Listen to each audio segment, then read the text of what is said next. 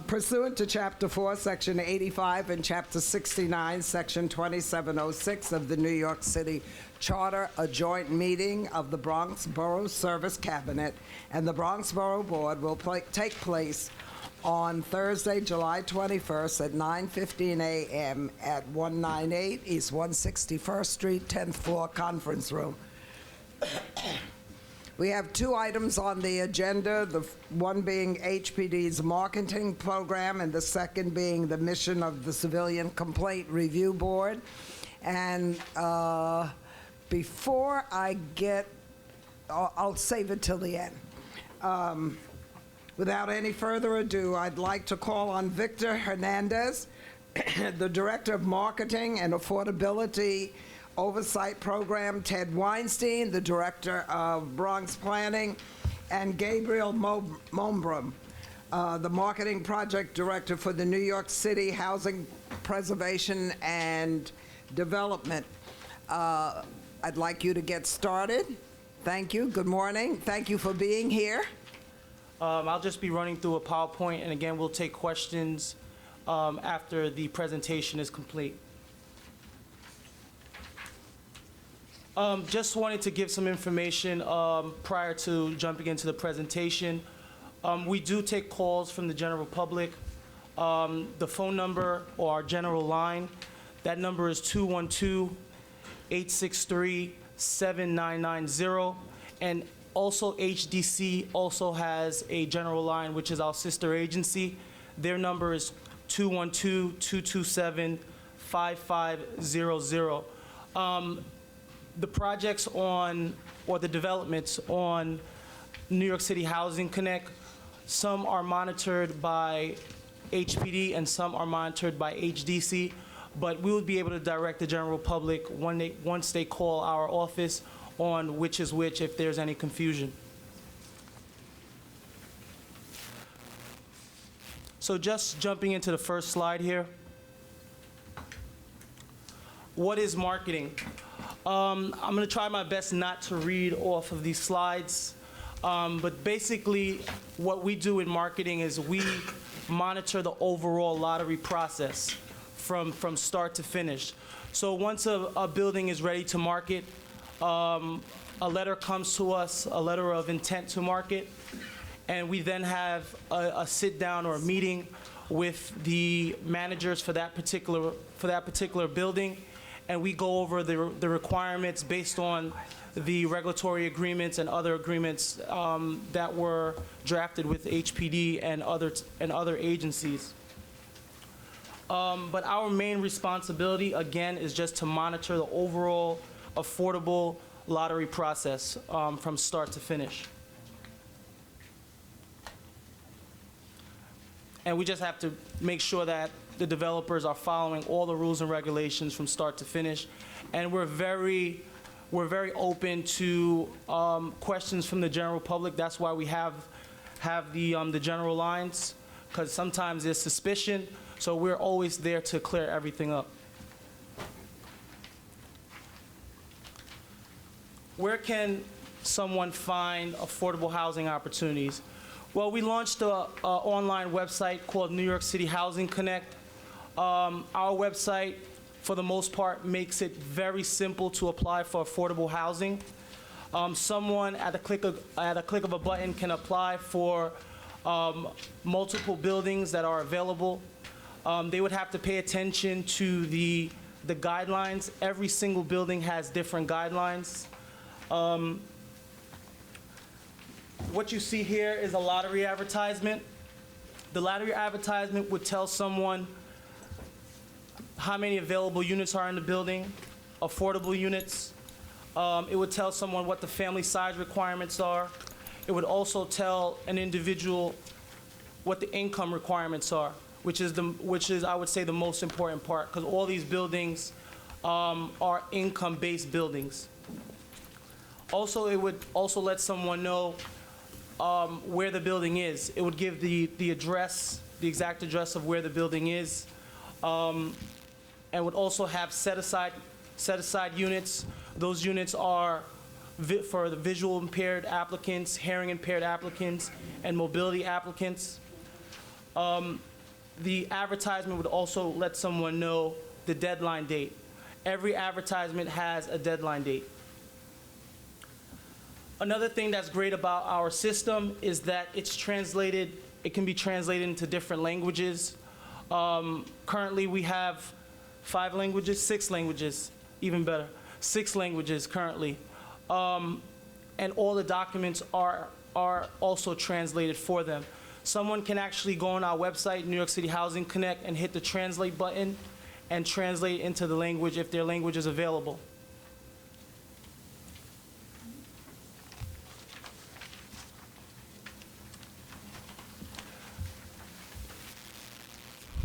What would someone need to apply? It's very simple, applying online. You would just need your name and address, and some simple information. There's no requirement to have your Social Security or any real private information. You could actually leave some of the sections blank, and the system will let you continue. But it's best to include as much information as possible on the system, due to the fact that if you leave something out, like income, it could affect your application process. It can delay it. So it's best to include as much information as possible on our system. People will be asked to verify the information that they're putting online once they come in for an actual interview. At that time, we would ask someone to provide information such as paychecks or pay stubs, tax returns, etc.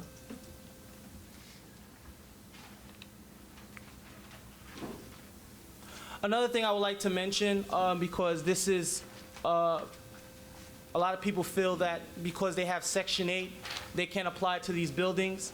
It's actually in their favor to apply for these buildings, because if you have a Section 8 voucher, you do not have to meet the minimum income requirement. Every building has a minimum income and a maximum income requirement. The only thing with Section 8 applicants is that they cannot exceed the maximum income. But this is great because Section 8 will cover a portion of their rent. And we have a portion on, or a part on the online system where someone can indicate if they have Section 8 or any type of housing subsidy.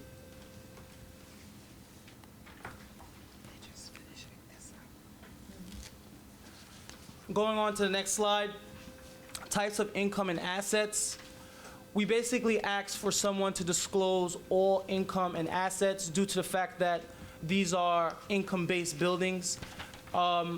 Every building has a different area median income criteria, but we ask for the most up-to-date and accurate information on assets and income, because this is how we base if someone is eligible for the building.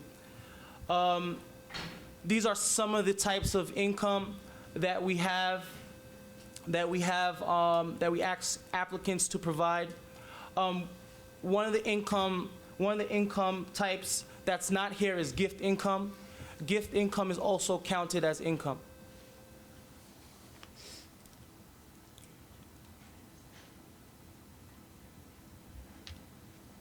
What happens after I submit my application?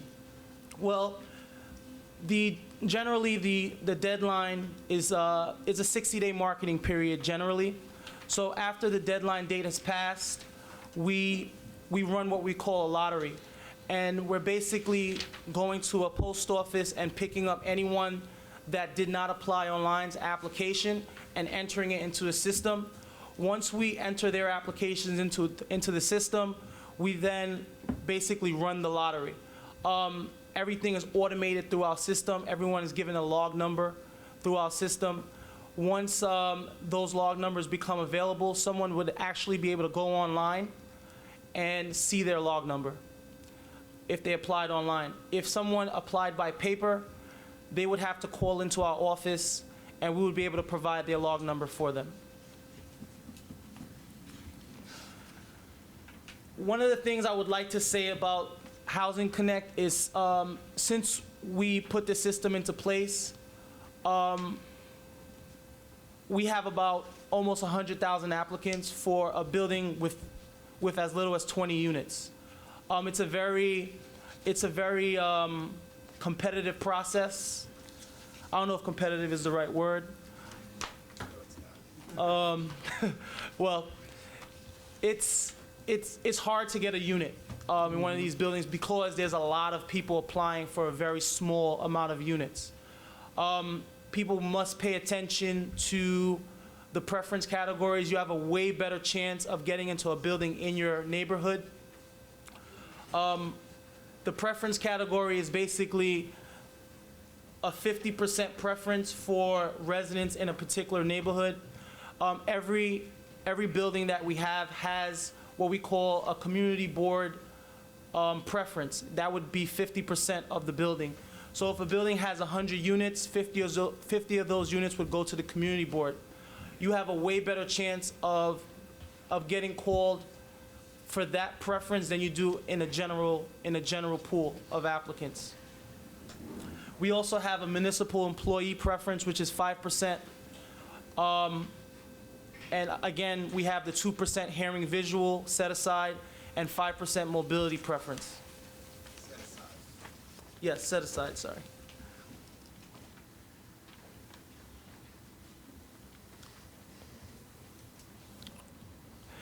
So after you submit your application, I want to let everyone know it is a waiting process.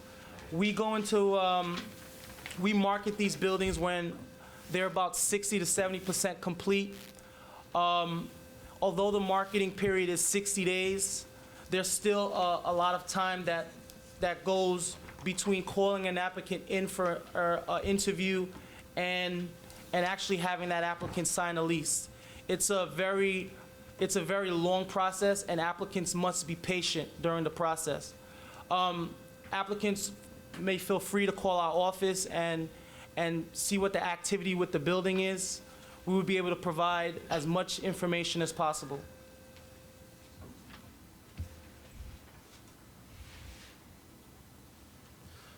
Application processing. So this slide is very informative, but I want to focus on ineligibility, because applicants call our office all the time asking us why were they ineligible for a building after being called, or why they received the ineligibility letter even from the jump. So, like I was saying before, you must pay attention to the requirements of a particular building. Every building has different requirements.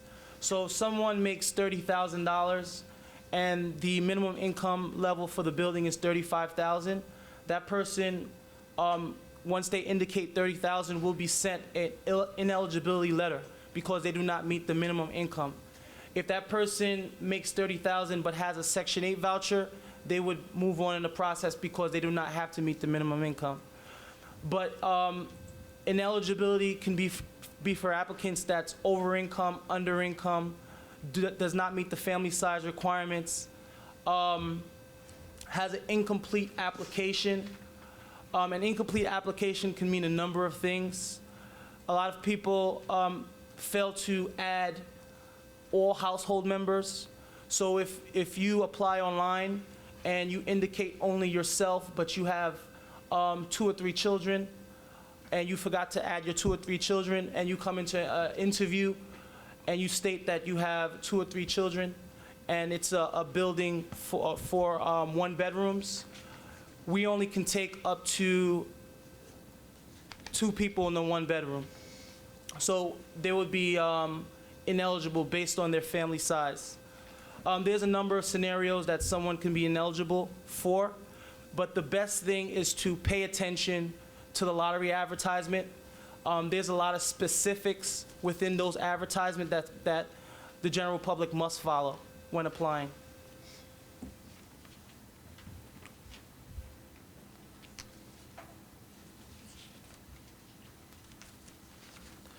We spoke a little bit about this throughout this presentation, but here are the preferences and set-aside categories.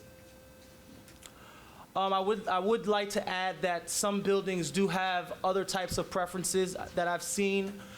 During Hurricane Sandy, we had a Sandy preference for a short period of time. There's also buildings that may have specific preferences for NYCHA residents, or other buildings that may have preferences for maybe like medical professionals. We've had that in the past.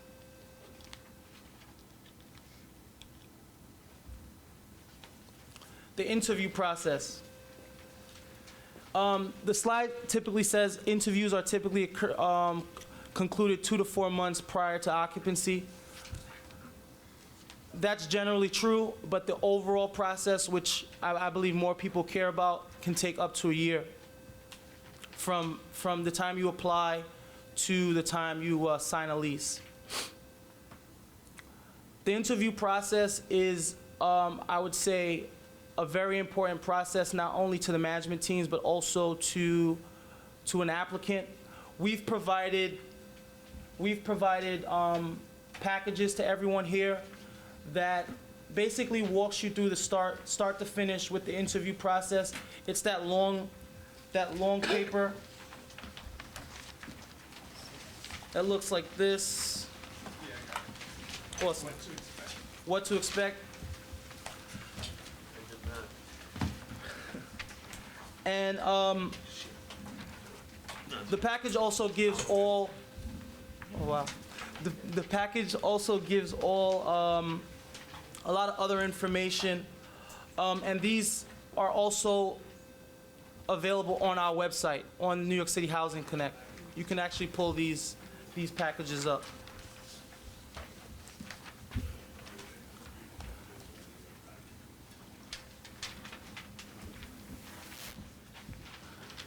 Do you want to speak about anything in particular? Okay. So available resources, and this is our last slide for the morning. These are available resources just for the general public. One of the biggest things is credit. Credit plays a huge role in applying for affordable housing, just like it plays a huge role in applying for regular market rate apartments. If someone has any credit issues, they can feel free to call our office. We'll be able to provide some additional resources for credit repair or assistance.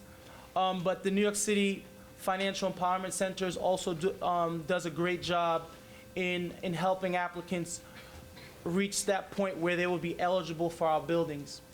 All the buildings are privately owned buildings and have their particular credit criteria. We ask that the buildings don't have too much of a high credit score for applicants. I believe the minimum credit score is a 580.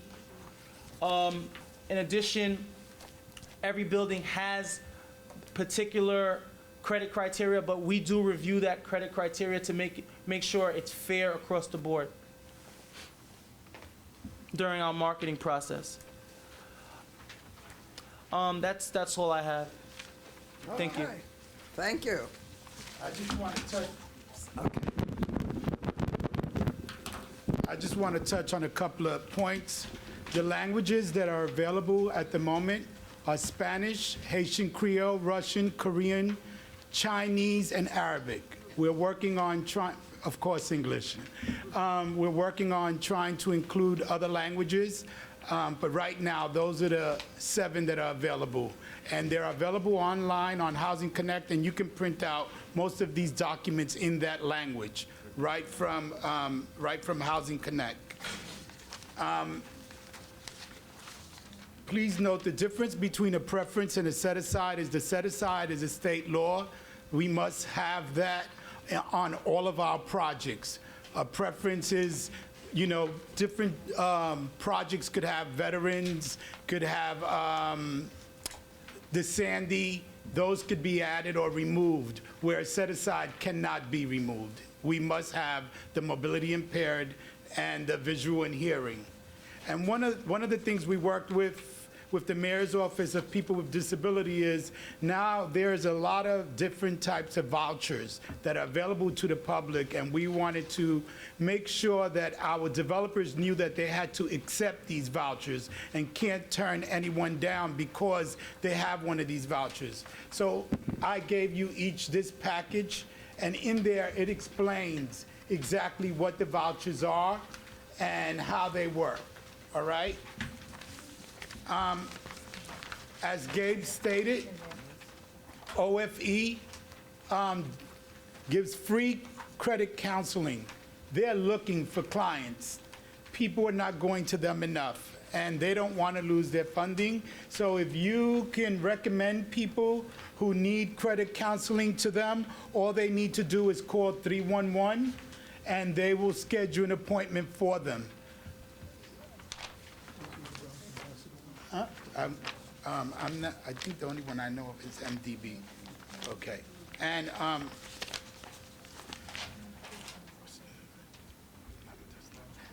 right. Just want to make clear that it doesn't matter when you apply within the 60 days. If you apply the first day or if you apply the last day, that doesn't determine what number you get on the logbook, because the log is run after the deadline date. So please, there's a perception out there that if I don't get my application in by the first day, I'm not going to get a good number. As long as you apply within the time period, you are on equal standings with everyone else who applied, all right? And one of the things you need to know is an applicant will only get contact if their number is reached. So because there's so many applications for each project, we cannot contact everyone. Most projects get up to 50,000 applicants. So the only way you would get, they would contact you is if they actually reached your number, all right? So, and that's if you're ineligible or eligible. Once they reach your number, they must contact you either way. We have what we call now a tenant selection criteria, which explains all of the credit, bankruptcy, all of that stuff is on our website. Unfortunately, I'm sorry, I didn't print a copy to bring today, but you can go on our website and print it. But if you need a copy, my information, I think, was on here. If not, I'll give it to you. You can call me or email me, and I will make sure that I send it to you personally, all right? And we have what we call ambassadors. If you go on HPD's website, you will find, and just search for ambassadors. Those are mostly non-for-profit groups who have offered to help us with applicants who need help on applying for Housing Connect. We have a lot of seniors who are intimidated by the computers. We have a lot of people who don't speak English who are intimidated by the computers and feel that they were being left out. So what we did, we created, and it's expanding. I think now we're up to about 15. And if you know any non-for-profit groups that mainly do conduct events where they have potential applicants come in to their office, and we really would prefer a storefront where people can walk in to ask questions easily. If you know groups, please send me their names. I will reach out to them and see if they want to be a part of the ambassadors. They don't get paid, but their name goes up on HPD's website, and we recommend applicants to them when applicants call us, because we need to stay neutral as the City of New York, so we could recommend that whatever is closest to them, whichever ambassador is closest to where they live, this way they can get the help that they need in order to apply. All right? Okay. Questions? Okay. Okay. I do have one. So you just do the initial work. You don't do the evaluation of the applicants, Well, or do you? we do the back end. What the process is, the developer, there's a log, like we said. That log has to be sent to us every 2 weeks, and on that log, the developer needs to note exactly if he or she reached someone, what So- was the outcome. So if they find someone who's eligible, that they claim is eligible, answering my they need to send us that file, and one of the project managers then reviews that file to make sure that individual is eligible. Now, if you disagree with the decision as an applicant, you have 10 business days to appeal to the developer, okay? If you appeal within 10 business days to the developer must hold the unit for you, all right? Before they reply, until they reply to you. At that point, if you received a response to an appeal and you still disagree, then, and this is all on a letter that we've given all of the developers that they must use. On that letter, then, it says, this is the response to your appeal. If you still disagree, contact HPD, and we have an email address, which is hpd.nyc.gov,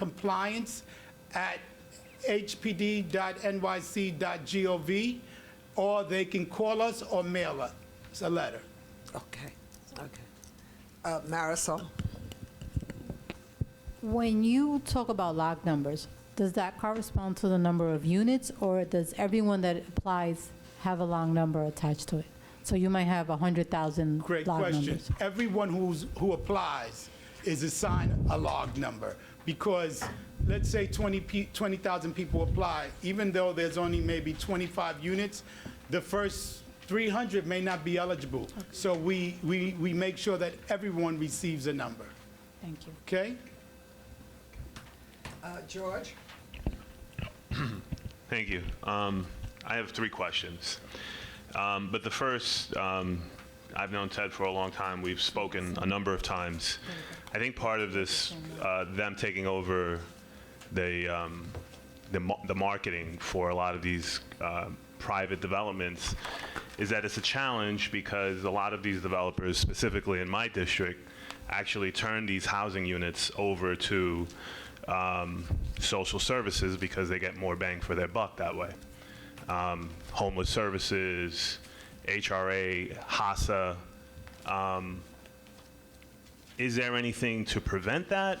I mean, if somebody like a Mark Stagg comes to us and says, oh, I'm going to put 50 new units, and he's only getting, which is part of my second question, is it any city subsidy, or if he's just getting a 421A tax credit, is he allowed to put whatever he wants in that building?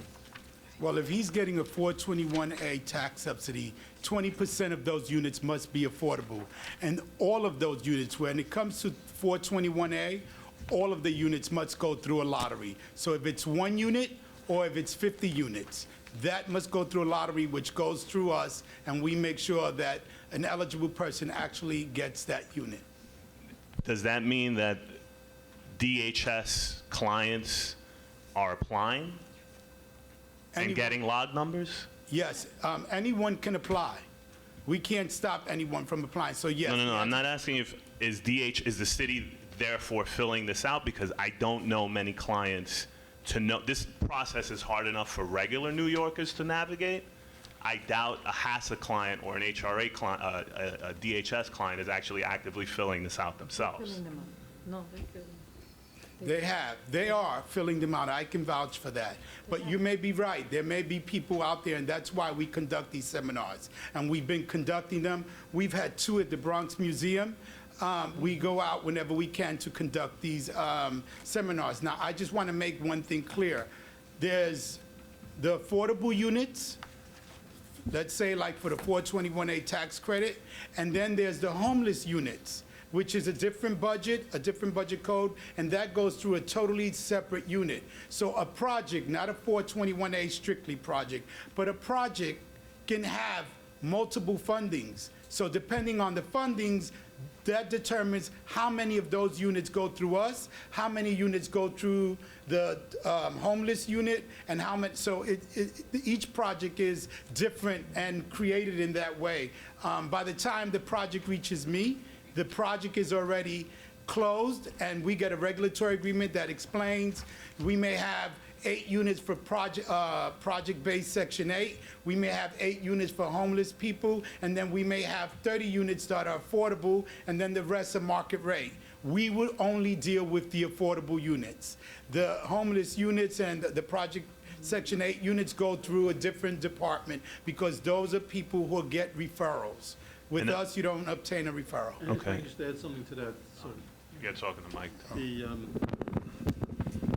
so, for example, let's say that there's a building being built through one of our programs, and it's 100 apartments, and let's say 20%, 20 units are being set aside for homeless, formerly homeless. Yeah. And I say formerly homeless, and many of Yeah. you have heard me say That's this right, many, you're many right, yes. times, because the minute they sign a lease, they're not homeless anymore. That is correct. And by the way, though they get rent-stabilized tenant, leases rather, they're no different than anybody else in the building, except they get services. What you might see, there might be a building that you're told is a 100-unit building, and then when you see the ad might only advertise 80 units. It's because, as Victor said, those 20 units that are being set aside for referrals for formerly homeless don't go through the system.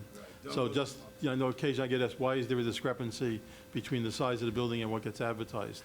But the point that you brought up to begin with, there was a situation several years ago where a building was receiving funding from us, construction subsidy financing, which is what we provide in your district, District 12.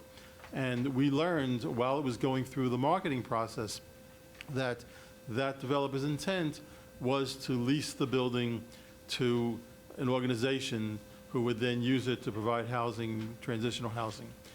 That wasn't the intent of the financing, and as soon as we found that out, we put a stop to it. I know I personally called the organization he was using and told them if they ever want to do business with us again, they will not participate in this. And in fact, that developer then, for several years, didn't come back to us for financing until just recently. What he did do is on private land, using basically private construction financing, he would build buildings and then just use our 421A tax exemption program. But even that, as Victor has explained, has tightened up in terms of what's required to go through our marketing. At that time, so the rest of those units did not have to go through our marketing system at all. Now they do. Okay. And my final question in regards to the lottery is you stated before that it is weighted. I'm just curious with the set-asides and the weighted process. Like when I envision a lottery, I think of the NBA draft lottery, and you get more balls if you're the number one team than any other. How is somebody weighted if you're given 100,000 applications for 20 apartments? Do you set aside? Like you pull out all the ones from the community board and you say, okay, these go before everybody else? Exactly. I'm going to try to answer your question as best as I can, and if I don't, let me know, all right? Each project has 50% community board preference. So let's assume, to make it simple for me, that it's 10 units that we're marketing. 5 of those units need to go to the community board.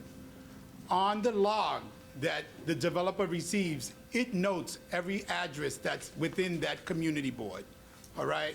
But I want to go before that point. When a log is being reviewed, initially, the first thing that needs to be done, it's reviewed for mobility impaired applicants.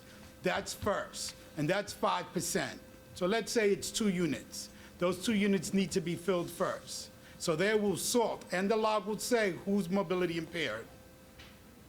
But the difference between the set-asides and the preference is that if you're mobility impaired and you live in the community board, you'll be counted for both, all right? Where we can't count mobility impaired and visual and hearing for both. Those are 2 separate things because that's a law, all right? The other preferences we can layer. So then once we fill the disability units, now we go to the community board. And it's sorted by community board. So let's say the first number for community board is 10. The next number may be 50. The next number may be 300. But those would be the first 3 people to get called to see if they are eligible for that unit. Okay? And we monitor that very closely, you need to know. And that's why I stated at the beginning that we demand that the developer sends us an updated log every 2 weeks. So if we receive a file for someone, let's say log I said 300. So let's say we receive log 301, and we haven't heard anything about 300. We won't review file 301 until they let us know what happened to log 300. All right? Thank you. Okay. Yes. Cedric. Good morning. Good morning. Is there an obligation by HPD or the developer to notify community boards when they have reached that 50% threshold as far as preference? And if not, why? The first part to your question is no. There is, we don't notify the community board when we've reached that threshold. We do notify you when we're actually putting an ad up on Housing Connect. The why, I would have to get back to you unless you have the answer to that. Right now, I don't have the answer to that question. Okay. Second, But just to add something to that, that I think is of interest, and I've said this at some of your meetings, it's a 50% community district preference.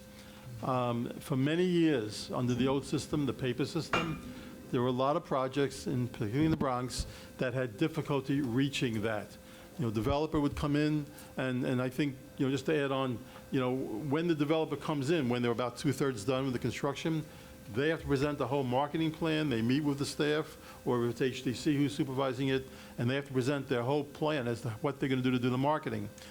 If they cannot reach that 50% community preference, they can come in and ask for a waiver of that requirement, I'll call it.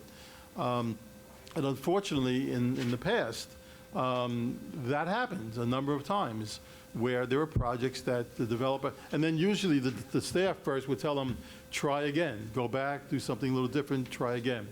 There were times when there were some projects in the Bronx that did not reach that 50% community preference.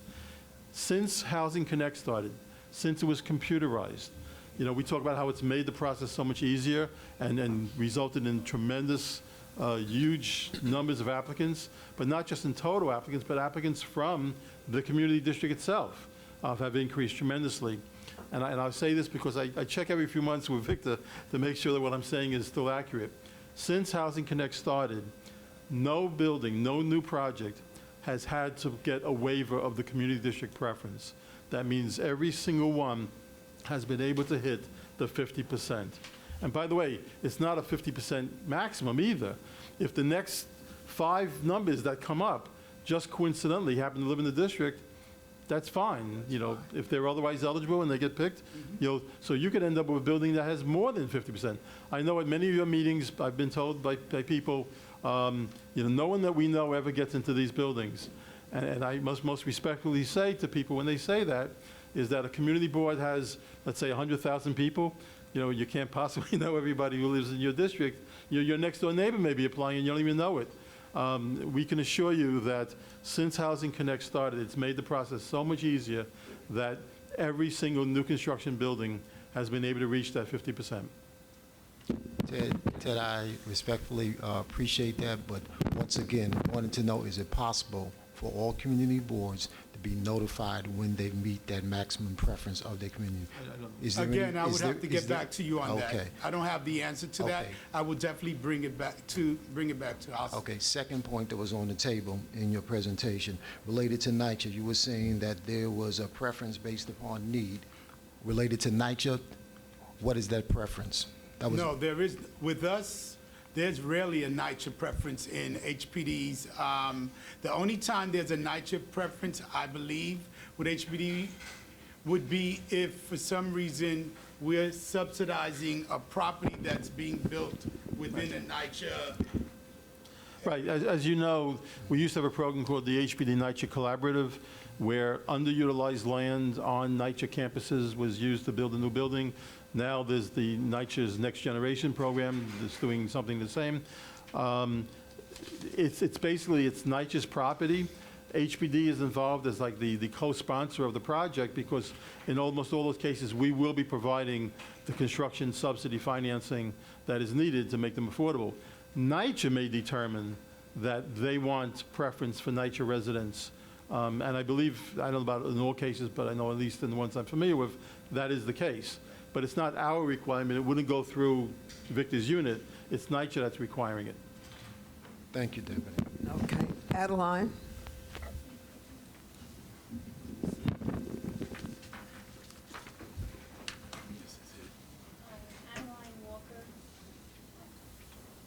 Adeline Walker Santiago from Community Board 7 in the Bronx. I really am happy I came today. This is a lot of good information to bring back to the board. I have 2 questions, actually 3. How soon can we get you to come and make a presentation to our board and our community? Because people are always asking the questions that we're asking you today and more. I'm thankful you have these language booklets. I can't hear you. I'm thankful you have these interpreted in 6 or 7 different languages. But I wanted to say that I have 2 concerns, basically. How can we help the people that do not meet the minimum income eligibility? Because most of these applicants do, the applications I've seen, they're in the 30,000 range. And if we can't help them, I wanted to know, is there any studies that we can get as community boards that how many people do not qualify for the affordable housing that's going up? Because there are people that are living on disability or they didn't get a pension, so their income is 25 or less. And we need to know how many of those are stuck there and what we can do to help them. The other question I have is, you answered that about the mobility. You get a 5%. So if you're a community resident, you have like 55% approval, right? Because you're If you're mobility. mobility challenge. If you happen to be mobility impaired. Yes. And living in the community board, yes. But I mean, when we're reviewing the files for the mobility impaired, you don't necessarily need to live in the community, Oh, okay. okay? You just That's need good to to be know. a New York City resident, Fabulous. okay? And it seems like you give preference to the mobility impaired right off the bat when you're doing your lottery numbers, because you mentioned that first. Right. It's That's not a preference, it's a set aside. set And I aside. need to be very clear about that because it's local law 504, I believe. So Okay. it's a set aside, 5% for mobility impaired and 2% for visual and hearing will be on all of our ads. So right? somebody who has mobility challenges and visual or hearing challenges, that's not combined at all? Not combined at all. They're separate? Okay. Separate. The next thing I'm jumping to is DRE and SCREE, which I see is in this booklet you gave for the handicap. I have a senior center down the block, and they've been telling me there's been a lot of problems, and also Tracy Towers is telling me there's a lot of problems with the DRE and SCREE applications not being responded to quickly enough, or they don't even know if they're still going to have their apartment at the end of the year. So when you call DRE, you only get the 311. There's not a number to call in an office. They don't tell you if you go down to, I think it's John Street or something with a J, how many hours you'll be there, so people will take excessive right, have no clue what time to go, what time to come back, so it's Okay. complicated. Right. That's a different department, that's It's a whole Mitchell-Lama. different- But what I'm going to do is I'm going to give you my email address. Fine. And you can shoot me whatever questions you have. Thank And you. then I'll make sure that the correct department receives your questions. This way they can answer them properly. I don't want to answer for another department. So let me do that right now. My email address for everyone is HERNANDV@hpd.nyc.gov. Okay? And to answer the first, you mentioned about a presentation for your community board. If you send me an email, we're conducting many presentations, so you're going to need to work with me as far as when and timing and making sure when we're available, but we will work with you to have a presentation, Thank you very much. conduct a presentation. Appreciate that. Let me just say, one of the reasons that we asked to come today, we had our own internal presentation by them recently, because as, you know, Planning Division and HPD are probably the people who most often go to your meetings. And as you all know as well as I do, probably marketing and income eligibility questions are as much as anything else ever gets asked. And so I asked them, and they do go out, if they could come to a Borough Service Cabinet meeting. And fortunately, it's combined today with the Borough Board, so that, you know, we wanted the information directly to you, the leaders of the community boards, the chairs and the district managers, so that when questions do come up at your meetings, your Housing Land Use Committee, whatever, So you yourselves will have heard a lot of these answers that too often maybe they only hear from me. So this way you guys can confirm what I say. John? Yeah, good morning. How you doing, Vic? Good. And Ted, thanks a lot for the presentation. It was a lot of good information. I just got a couple of quick questions I just wanted to ask you, right? I know you mentioned there was a difference between the set-aside and the preference, right? We mentioned visual, hearing, mobility. Those were the set-asides. And then you mentioned that the preference was community board, municipal employees. Those were in the categories of preferences, right? So when this whole process is undertaken, they apply and you log them, and there's a notification of eligibility or ineligibility for each individual, right? For the purposes of priority based upon set-aside and preferences, you mentioned in the category of set-aside mobility, hearing, visual. Mobility was the first preference in that category. Yes. And then as it relates to visual or hearing, there's Second. visual and hearing are both? No, it's combined. It's combined as Visual a- and hearing is one, mobility impaired is another. Is another So one. you get 5% for mobility impaired. Period. I'm sorry, keep forgetting I need to speak into the mic.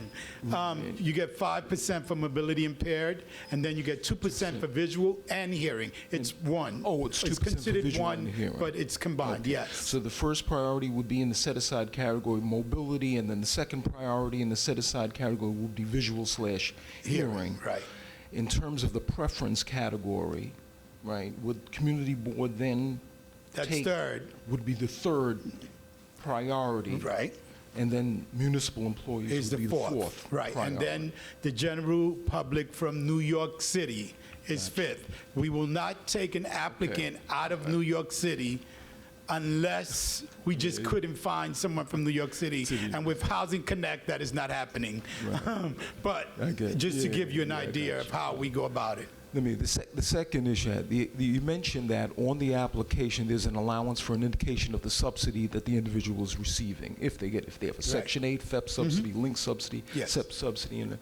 Is there any consideration that the city has, be it HPD or HDC, in this process, right, for any preference of a sort related to whether or not an individual has indicated that they have a subsidy? Each subsidy is different, and that, I just want to make something clear. Like I said at the, during my presentation, by the time a project comes to me, the regulatory agreement and all of that has been hashed out.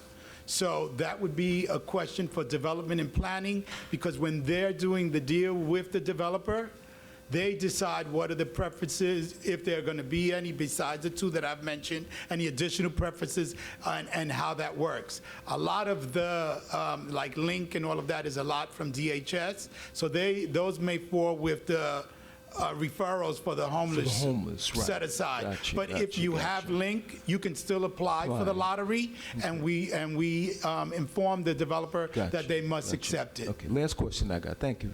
Last question. You had mentioned that individual buildings have varying credit criteria. You mentioned about 580 as a minimum, right? Am I correct? Was that something that you mentioned? Right, the tenant selection criteria, like, I apologize, I don't have it, but I can email it to all of you, it's not just the credit score, but the credit score on there will say 580, but we take three things into consideration, and I don't want to quote them right now, so this is fairly new, it's on our website, but you need to know that a developer can't make it higher than 580. They could be less stringent, but they can't be more stringent. So they must take our selection criteria and use it as it's spelled out, or make it less stringent. So they can turn around and say, I'm willing to accept anyone with 500 credit score. We're never going to say, don't do that. We're going to say, yay, yay, but we're never going to allow you to say, I want the credit score to be 600. That's going to be a no. Lastly, from your experiences in determinations of ineligibility, do they mostly relate to credit issues, or do they mostly relate to information regarding well, or missing information on the application related to family composition? What does it primarily relate to? Primarily income, but that's a tough question to ask someone. And it's something that we're now with Housing Connect, we can evaluate, but it's very important, and that's why we make sure that individuals have this information, because one, it's very important that someone, and that's why we've created the ambassadors, because it's very important that someone, when they come to an interview, that they're prepared, that they have all the information. We say to individuals, when you have applied for one of these units, you should begin obtaining all of these documents and put them in a corner somewhere. This way, then, you're not scrambling when you called on an interview. We've also included an income guideline in here because a lot of people, believe it or not, don't really understand what their income is. A lot of people think, well, I receive $500. That's my income. Well, we know that your income is your gross income. So we've created an income guideline, and it's also translated, and the translation has just been entered into our HPD website, so it's available in the different languages. This way, people understand exactly how to calculate their income when they're filling out their profile within HPD's website, Housing Connect's website. Andrew? Andrew Sandler, I'm curious, with the expiration of 421A, it seems like the way things are going now, a lot of developers are coming to the city, to HPD and HDC to get financing because that's really the only tax subsidies or tax abatements or credits that are available to them. For instance, Article 11. I'm just wondering, during the marketing process, when developers come to see you and they plan it out, they tell you how they're going to market it, and you know that they're going to do a 50% community board preference, can you then tell the developer to come to the board to at least advise us or inform us? Because right now, and I think Cedric was talking about this, we don't really receive any sort of notification on the part of developers. Yes. I don't want to say that you're incorrect, but you need to know that there's a list of community contacts that they must mail letters to. We get copies of the letters, but you need to know that we specifically let them know the letter to the community board and the notification to the community board and the notification to the mayor's office of disability must go certified. So and we get that certification showing that it was actually mailed to you. And we just changed that about a year and a half ago because of the complaint that we was hearing that the community board was not receiving notification. So now we make sure that they know it must be mailed certified, and we receive those certifications to make sure that you did receive it. Okay, because I'll only speak for myself. I don't know about my other chairs and DMs here, but I don't think we've gotten notification on all HPD, HDC finance developments. Well, but I'll find out if those are the specific cases, and please, I'll forward it to you. You might very well be correct in that they have been doing that, but I just don't know. If you can email me the project or whatever, I'll look it up and see what's happening. And secondly, quickly, I know when you were going through the different languages that your information is in, I don't know if you mentioned Bengali. Not yet, but it's one of the ones that we're working on. I'd just like to make a plug for Bengali because I know in Community Board 7, and I think in a lot of other parts of the Bronx, like Parkchester, we have a strong Bangladeshi community, and particularly Southeast Asian, Indian, Pakistani, Bangladeshi. So if there's another language that you are considering, I would ask that Bengali probably be one. That is the next one because also in East Brooklyn, East New York, they have a large population there also. So that is the next language that we are working on. I believe it's like 4 other languages. I don't remember them off the top of my head, but we're working on trying to expand that. Okay, Adeline?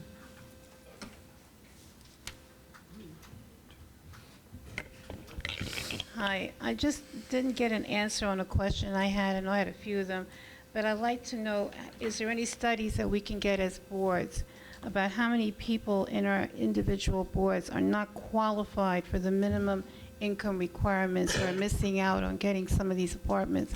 I think it's important that somebody do a study on this because I have a lot of people that come in and say, I don't qualify by a few dollars, because it's an exact dollar amount on these applications.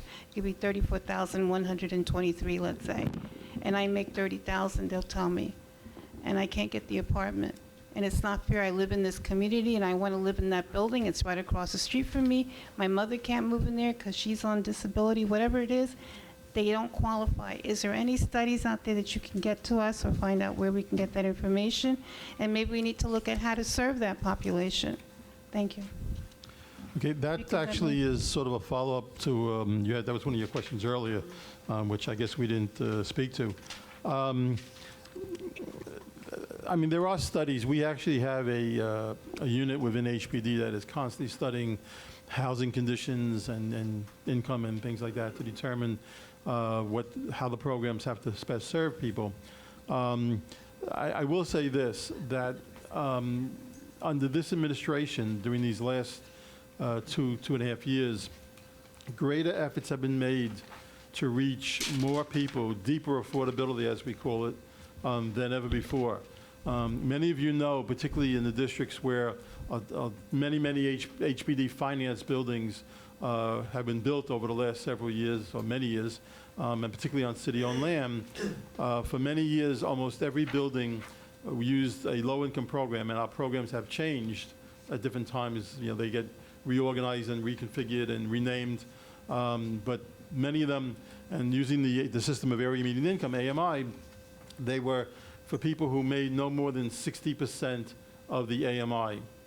When this administration came in, there was an analysis of the programs, and our low-income program was reorganized, was changed to create greater affordability, a greater range.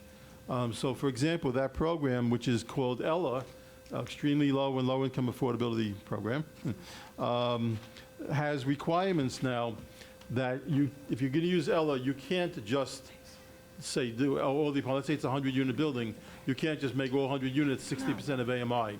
There was a requirement that 10% of the units have to be for people making no more than 30%, 15% have to be for people making no more than 40%, and 15% have to be for people making no more than 50%. So that's 40% of the units have to be for people making no more than 30, 40, or 50% of the AMI. Then the rest could be the 60% AMI or even a little higher. But that is the first time that there has been a requirement to reach out to people who are of lower income than in the past. Is it reaching everybody? You know, it's not. Remembering that the lower the income requirement means the lower the rent, because everything is based on like 30 to 35% of income as the rent that you would pay.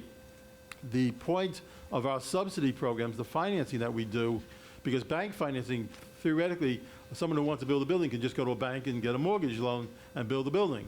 But then they would have to charge enormous rents to have the income coming back to pay off those high interest rates.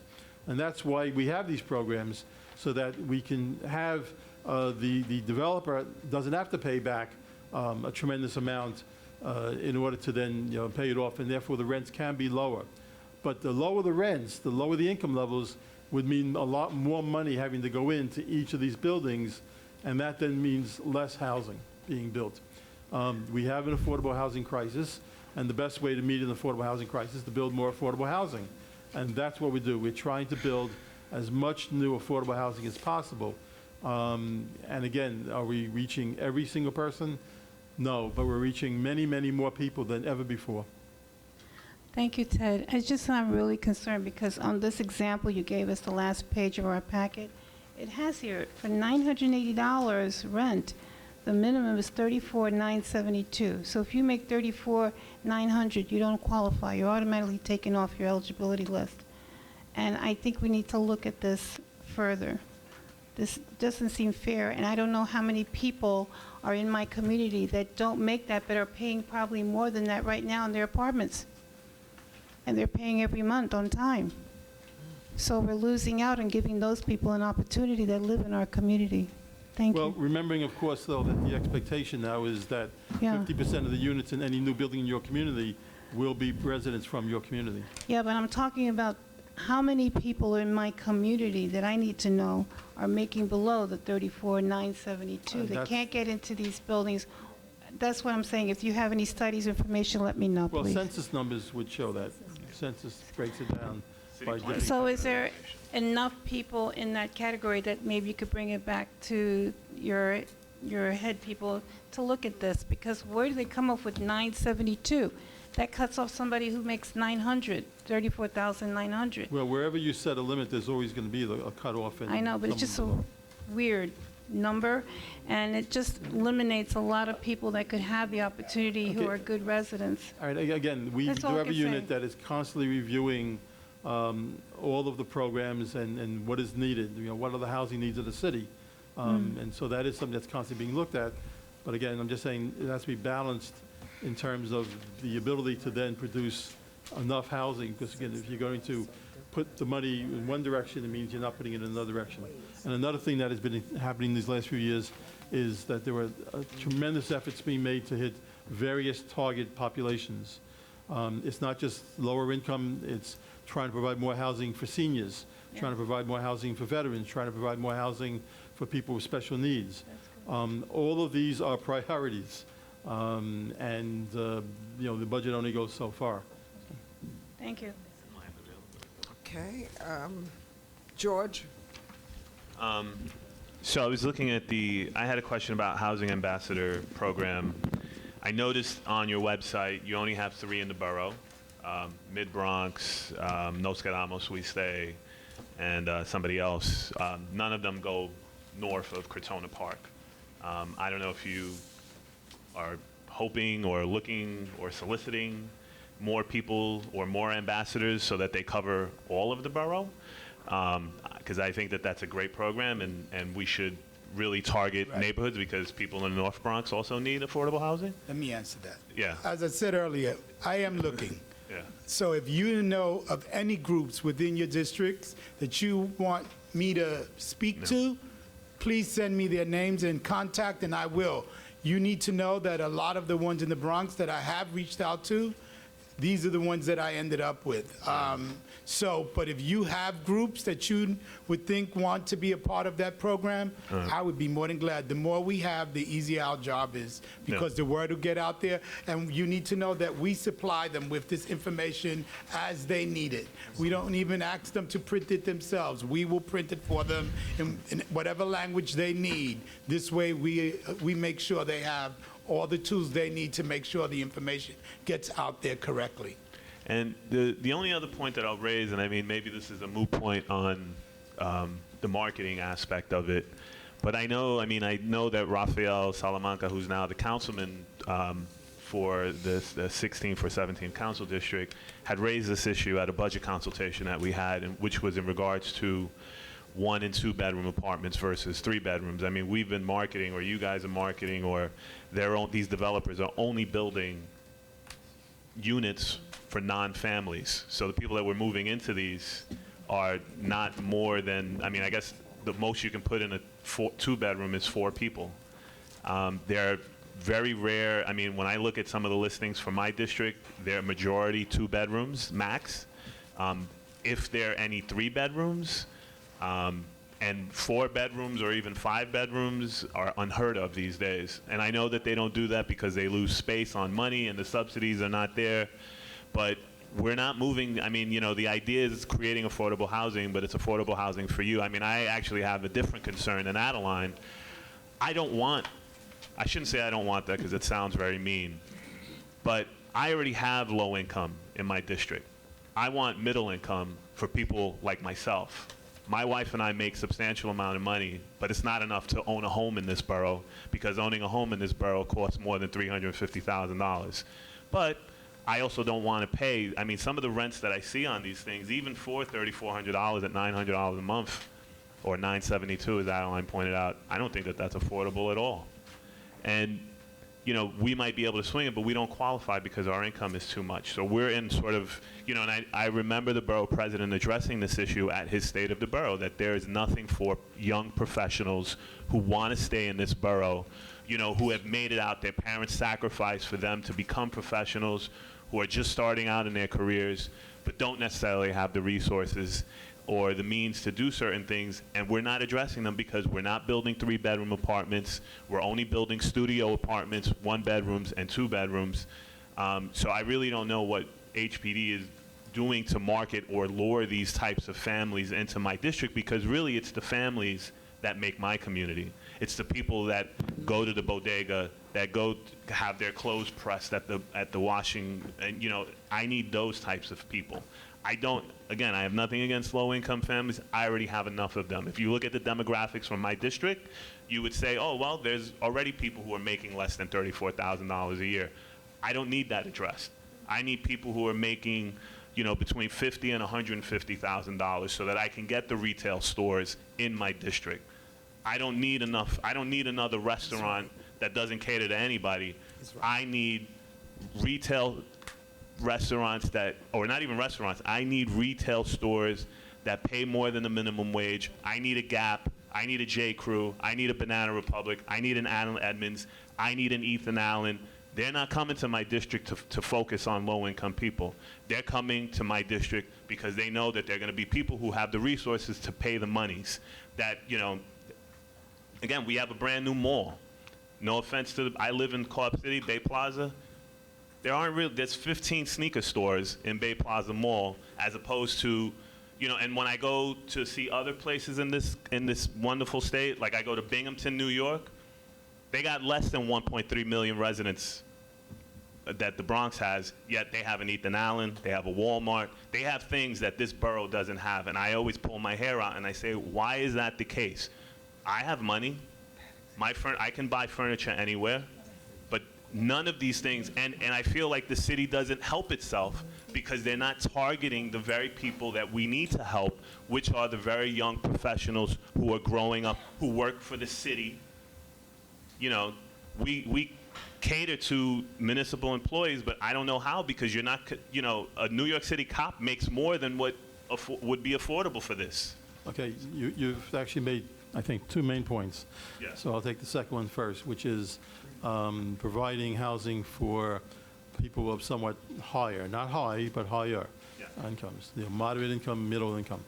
And we're all for that. I mean, obviously, there's an interest in providing new housing opportunities for those who need it the most. People of higher incomes generally have more ability to have options. But as I think all of you know, because we've heard this at your meetings again and again, and I always tell the story, half jokingly, only it's true, that I'll come to one of your housing land use committee meetings one month, and there'll be a presentation of a project being proposed. And we'll be told that those rents are too high. That's the point is being made here, that the rents are too high, the income requirements are too high, our people can't afford that, our people make less than that. And then I'll come back to the same exact committee the following month, and I'll be told, that we don't need all more low income, we don't want only low income. The South Bronx, and I'll use it as an example, should not be written off as low income forever. We want more moderate income, we want more middle income. And both arguments are correct. And we tried it as much as possible to do a range. The biggest problems with doing the higher income, and again, we're not talking high, but higher, are the developers and the banks. Because our money doesn't totally fund, 100% fund the project. It's a subsidy. There's still always private financing from a bank. The banks, they look at comparables. The banks will look at what the census numbers say. And we always make the point correctly, as do many of you, that there are young professionals in your districts who have grown up in the area, who want to stay in the area, but they're somewhat over income, and therefore they may feel forced to leave. And if they leave, I always feel if they leave the Bronx, they're going to leave the city, and unless they want to go down to Manhattan. But that's not what the census numbers show. The census numbers show that the average incomes in the Bronx are on the lower side. And so a bank would say, well, we don't want to fund the project that is, let's say, for people at 100% of the AMI, if the average income in that neighborhood is only 40% or 50% of the AMI. They're not looking at those people who are slightly higher and who therefore want to have the opportunities, have to have the opportunities, or people who want to come in. I mean, we all want more population in the Bronx. And so that's the difficulty. The other part of that is the developers. The same thing. They get more subsidy. One of the reasons why for so many years every building was no more than 60% AMI, because that's the limit for using the federal low-income housing tax credits. And that's the biggest tool in the entire country for building affordable housing. And so there were a lot of developers who, it was up to them, they would never do anything more than 60% AMI because they can get the tax credits. We push them to do more. If a developer comes in with a site and says, okay, I want to get financing at this location, and I want to do all 60% AMI, and if we in the planning division feel that that's a marketable location, it's an up-and-coming location, it's a location you can get at least some units at 80 or even 100% AMI, we'll tell them that. We tell them, we do tell people no. And so those are the difficulties with getting those higher incomes and therefore the higher rents in some buildings. But we do try. And I'm forgetting now what your first point was. The housing ambassadors? Oh, the housing ambassadors? Well, no, he answered. Well, yeah, no, he did. He's happy to do that. It just has to be an organization that has the capability to do the counseling. Or just even place the information there for people to obtain easily. Okay. Marisol? No, I don't have a question. Oh, you don't, oh, you changed? Okay. Cedric? Thank you, Madam Deputy. This is a little bit offline from our topic, but it's still reference to HPD. A lot of times when buildings are built in the Bronx, we find out that we seem to have the same management companies that end up managing these buildings. And it seems to be, we've heard it comes off a list, but it seems to be a very limited list of managers because almost all of our buildings, we see the same management company, which I will say is WaveQuest. That is right. And I'm not saying anything about them being a good manager or bad manager at this point, but it seems to be a disparity between opening up for other possible managers in the borough itself that could possibly do a good job of managing also. So wanted to know, is it possible for the community board at least to know who is applying to manage their buildings once they come up with a development plan and scheme? And can there be some type of review, or at least how many people are on the existing list of managers of buildings? Because it appears to be the same management team throughout all of our developments. Okay, we don't select the managing company, and there is no list that we have of managing companies. Developers come to us seeking financing to build a building. They select who they want to use as the management company. Some developers self-manage. They have a construction arm and they have a management arm. I would strongly suggest that if you are aware of particular management companies that seem to be a problem, that you, in writing, let our asset management division know that, and our new construction finance. And if you want to send that through me to make it easier and I can pass it on to them, that's fine too. The developers pick management companies that they believe have the capacity to manage a lot of buildings. I don't doubt for a second that it's also what they charge, because management, the developer, the owner, pays a management company to manage the building for them.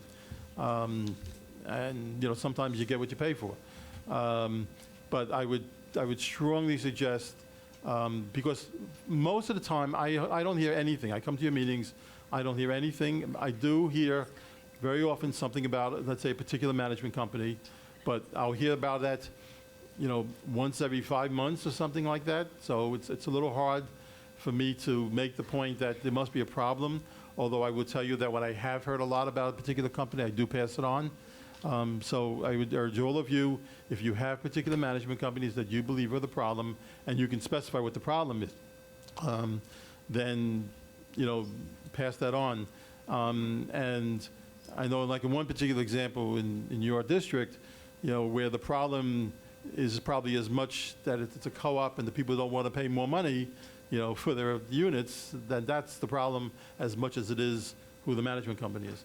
But again, if you know that there are management companies that are frequently being used by developers, by owners, but you believe that they're a problem, let us know. And let the developers know. When the developers come to you and do their presentation, that they're first going to build a building, and ask them the question, who are you going to use for your management company? And if you think there's a problem, tell them that. Okay. Ivane?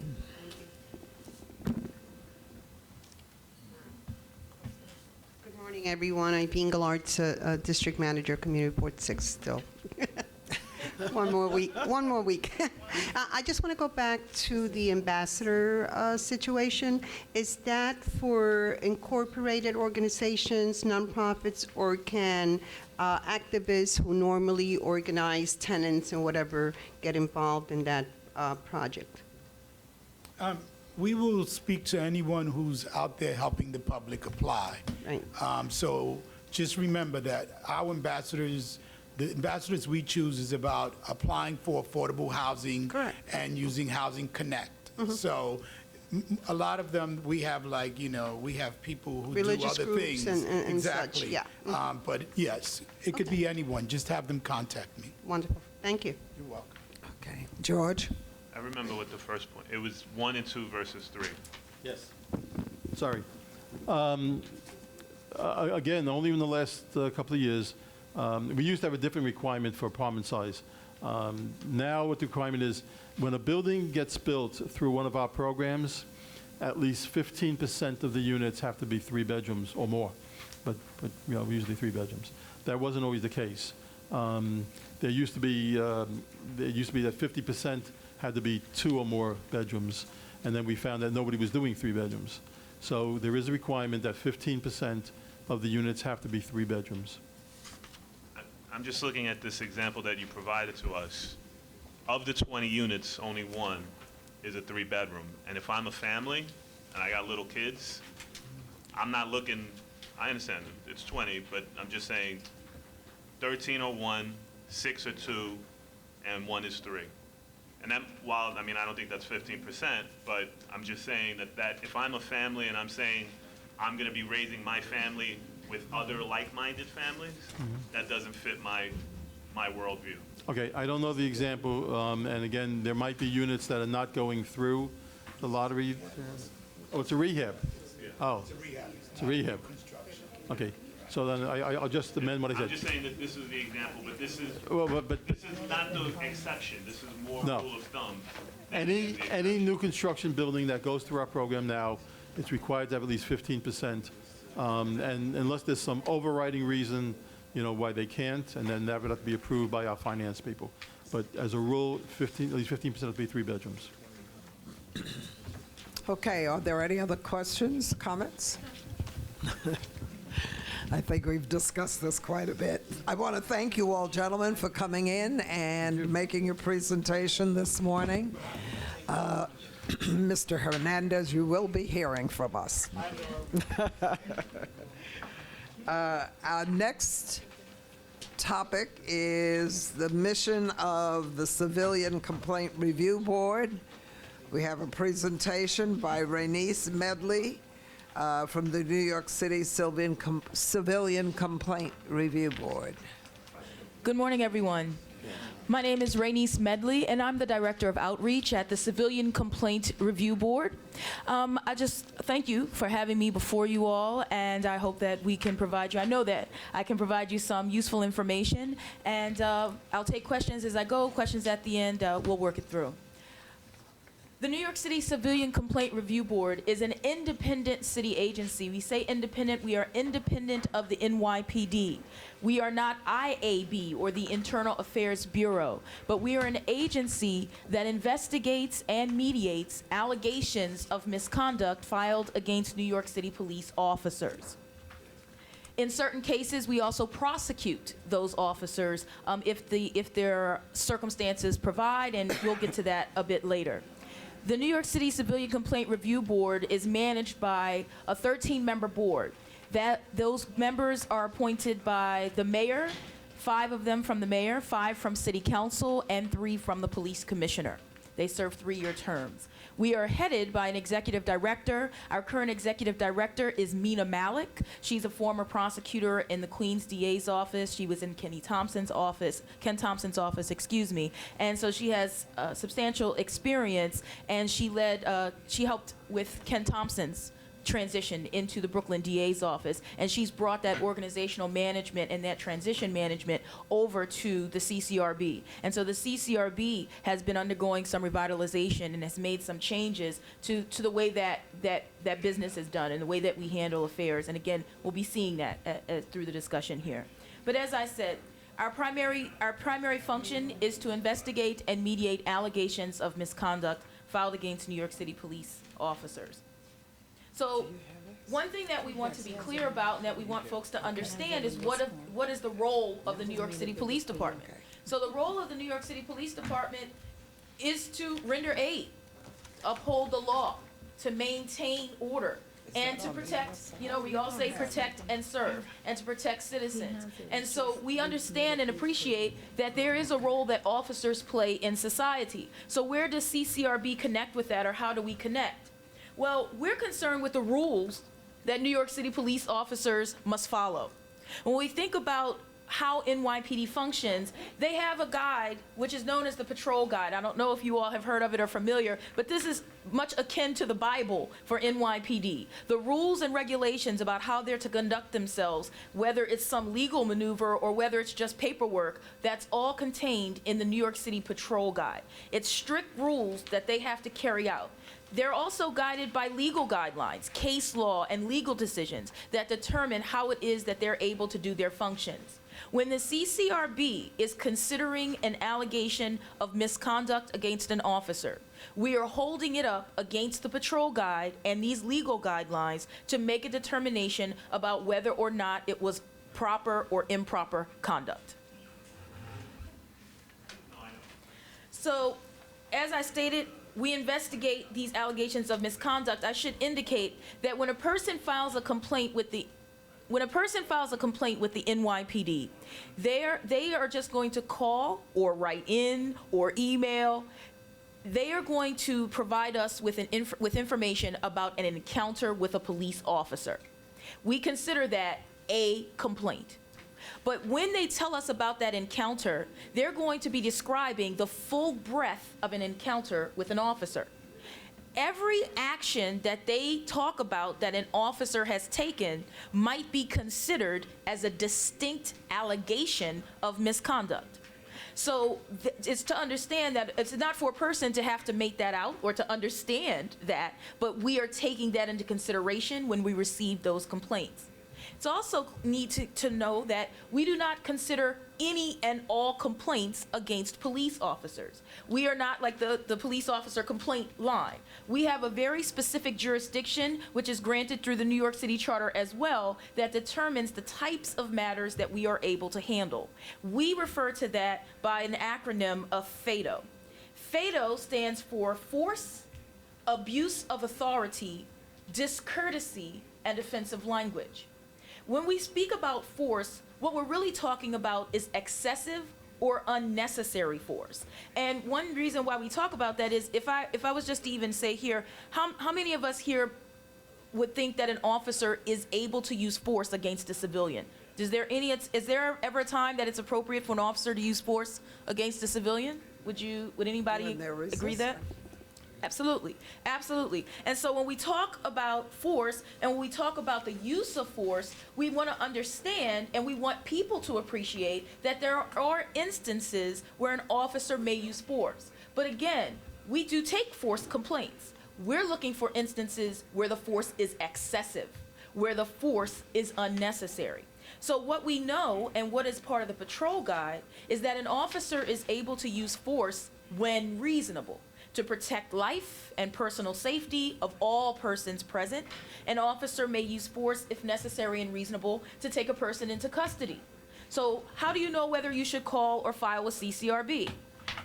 If based on your interaction, what you yourself have experienced or what you have witnessed or observed appears or feels to go beyond what was necessary in a circumstance, then you may file a complaint with the CCRB, so that we can look into that action.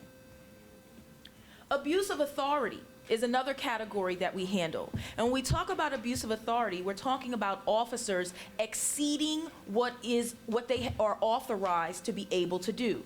An example of this could be something in terms of an officer being required under the patrol guide to provide their name and badge number when they're in an encounter, or at any request from a civilian.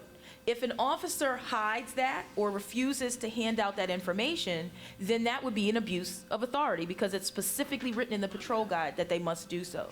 But there are other instances or circumstances as well. We may be familiar with stop and frisk. I'm sure we're all aware of those terms, and I'll speak about that in greater length in a few moments. But when we speak about stops, frisks, searches, and things of that nature, if those things are conducted without sufficient cause, that would be an instance of abuse of authority. So you may say, well, how do I know if it was sufficient cause? Well, again, this is based on a reasonable understanding that you have about what is unfolding. And if to you it appears that things are proceeding in a way that is not authorized or improper, then what may you do? File a complaint with the CCRB. The next category of complaints that we handle, or allegations I should say, is discourtesy. When we talk about discourtesy, it's note because we have discourtesy, but then we also have a category that's known as offensive language. So sometimes they can seem similar. You know, somebody says, well, you know, offensive language is discourteous. It is. But discourtesy specifically relates to rudeness. It relates to rough or rude mannerisms. We've all seen that CPR on the side of the police car: courtesy, professionalism, and respect. So when we speak about discourtesy, we're talking about a lack of that, a lack of respect. And that could be in foul language or use of profanity. It also could be discourteous conduct, such as an officer throwing something back at you after you've handed it to them, something of that nature. That would fall under discourtesy. And then finally, we have offensive language. And offensive language, again, this is not profanity. Profanity would be considered discourtesy. When we speak of offensive language, we're talking about language that is targeted at a person's race, national origin, ethnicity, religious beliefs or religious preferences, their gender, their sexual orientation, their disability, or any of these that may be perceived by an officer. If the conduct involves something that is negative or targeted at any of these things, that comes under our topic of offensive language. So this gives you an idea of the types of matters that we handle. So as I stated, a person might call, for instance, and say, I had an encounter with an officer. The officer pushed me against the wall, and when I said, what's your name and badge number, he covered the name and badge. They made one phone call. They filed one complaint. But there are two allegations there. They've alleged a push, which is force, and they've alleged offensive language, right? Or excuse me, they've alleged abuse of authority because of not showing and not giving the shield number. So that would be a complaint that would be taken to our office and that we would examine. I should say that when we do get the complaint, what is it that happens? Because it's important to understand.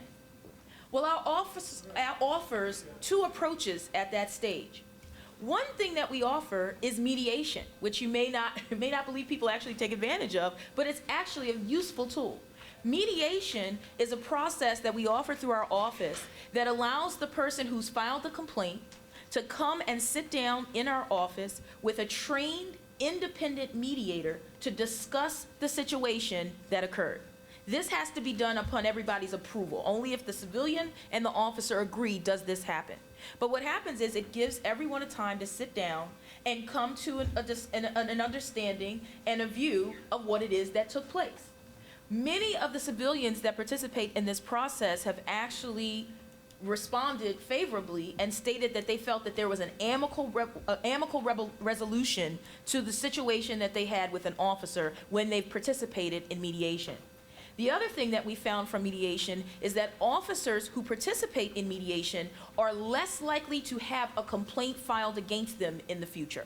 So that's a process that we offer. But if a civilian is not pleased with the outcome of the mediation, they don't feel like they reached a resolution, or if the case is such that it does not hold well for mediation, you could imagine that something that involves an excessive use of force or a case of that nature would not be open for mediation. Those cases go through our investigative process. And I do want to just touch on that for a moment. Once our case has been received, the person has had an opportunity to do mediation, and as I stated, if they choose not to, or if that was not successful to their liking, then the case is investigated. Our investigators, and now we have even an evidence collection team which goes out into the field to get video, to get this evidence. Our investigations include an interview of the officer, an interview of the civilian, collection of whatever evidence and materials we are able to get our hands on.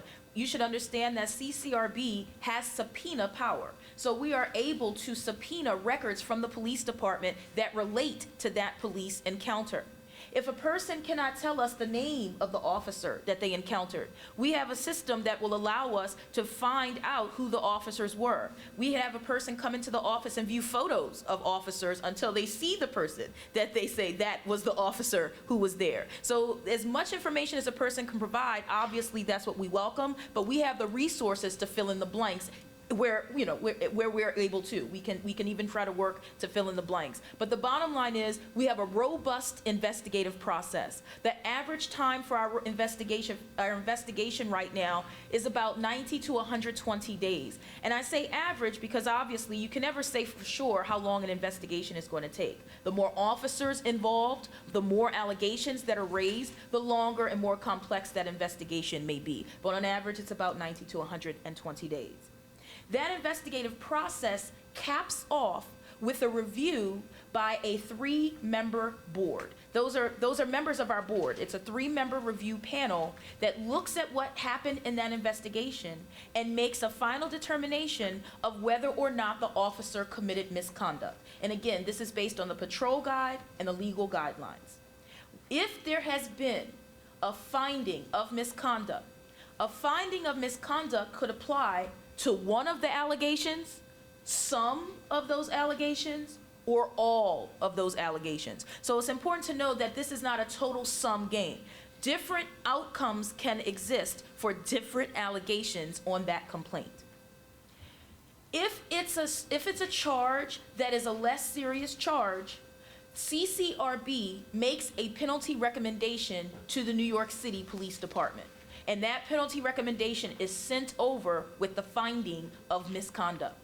It is up to PD to make a determination about the penalty. We make a penalty recommendation, but it's PD that must instill that, right, and actually execute that penalty. And it's also the PD that has the final determination of what the penalty will be. So we make a recommendation. It may be followed. It could be increased. It could be decreased or totally set aside, but we do make recommendations.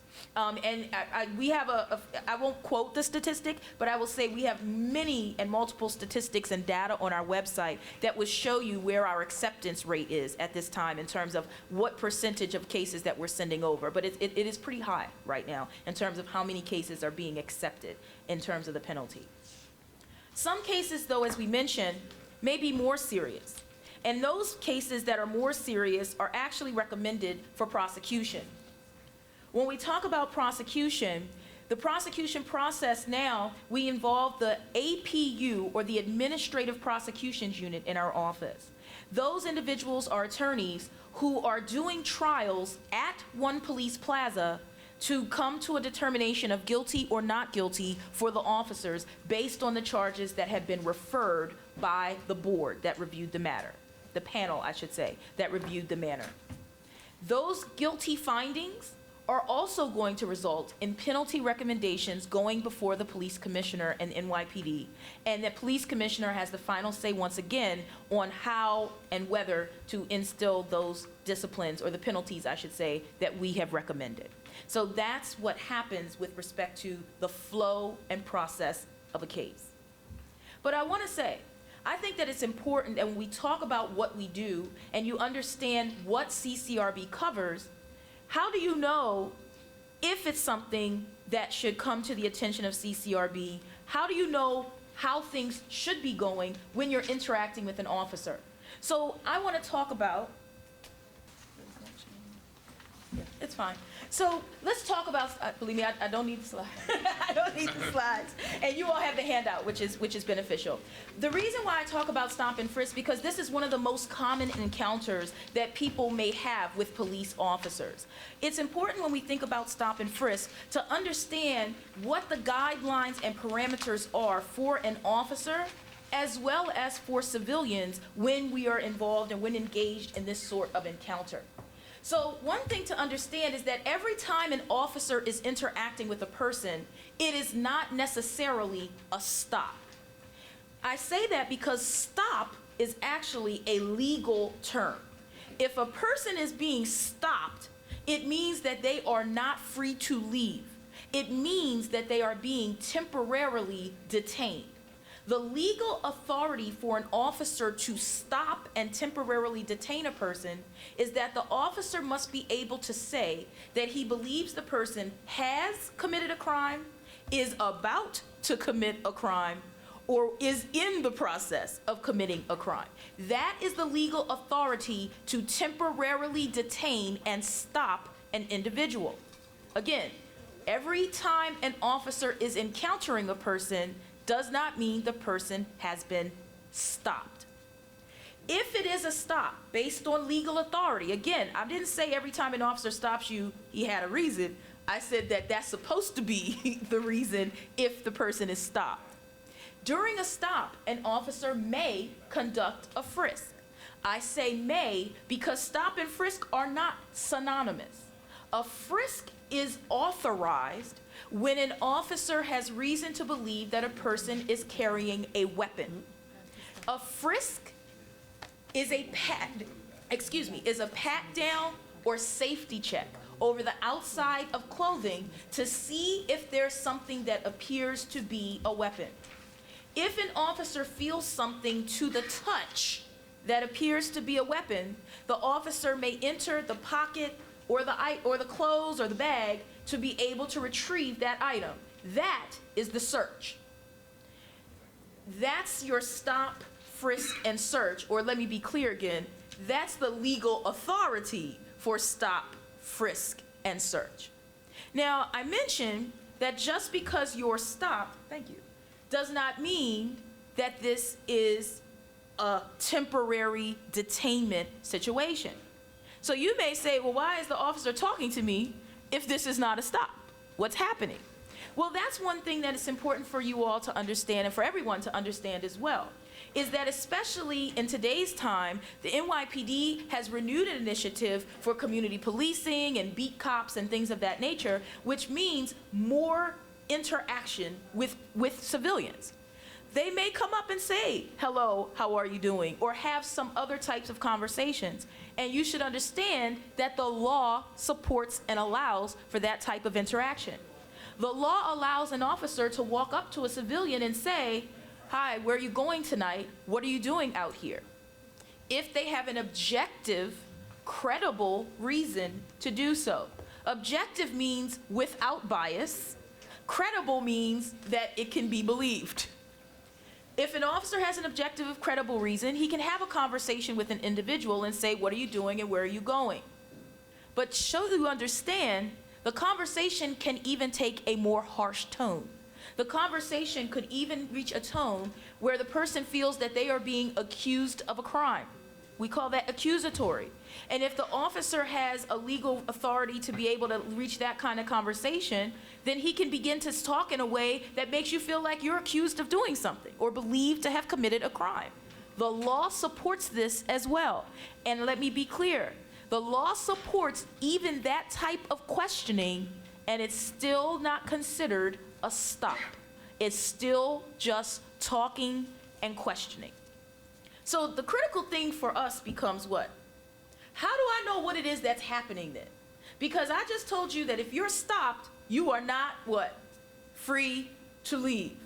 So how do I know if this is a conversation, even if I don't like the conversation, or if I am not free to leave? How do I know where to draw the line? Simple. Well, simple. Officer, am I free to leave? Notice how it's written. Officer, am I free to leave? Because this will tie into what we talk about as well when we talk about de-escalation and we talk about how to manage these encounters. But we're going to simply say, am I free to leave and why? Because if the officer says no, what do you think is happening? You are being stopped. You are not free to leave. You must remain. But if the officer says yes or otherwise indicates that this encounter has ended or that you are free to do what you will, then you may do just that. I would recommend you do so in a calm and clear manner, right? You are not obligated to respond. I will say this. The Fifth Amendment gives everyone the protection against self-incrimination, which means that technically, you do not have to respond to a police officer's questions on whatever side you're on, whether he said you're free to leave or not. But I would say this, and the materials that I've handed out speak to this. Particularly, I gave you all a small orange palm card that we make available, which you can keep in your wallets, and we make these available in the public. But it talks about how to manage these interactions. If this is basic questions and conversation, every person has to be guided and use their best judgment in a situation. But what we talk about, and the way to answer or think about how to respond, is to think about de-escalation. And I say that because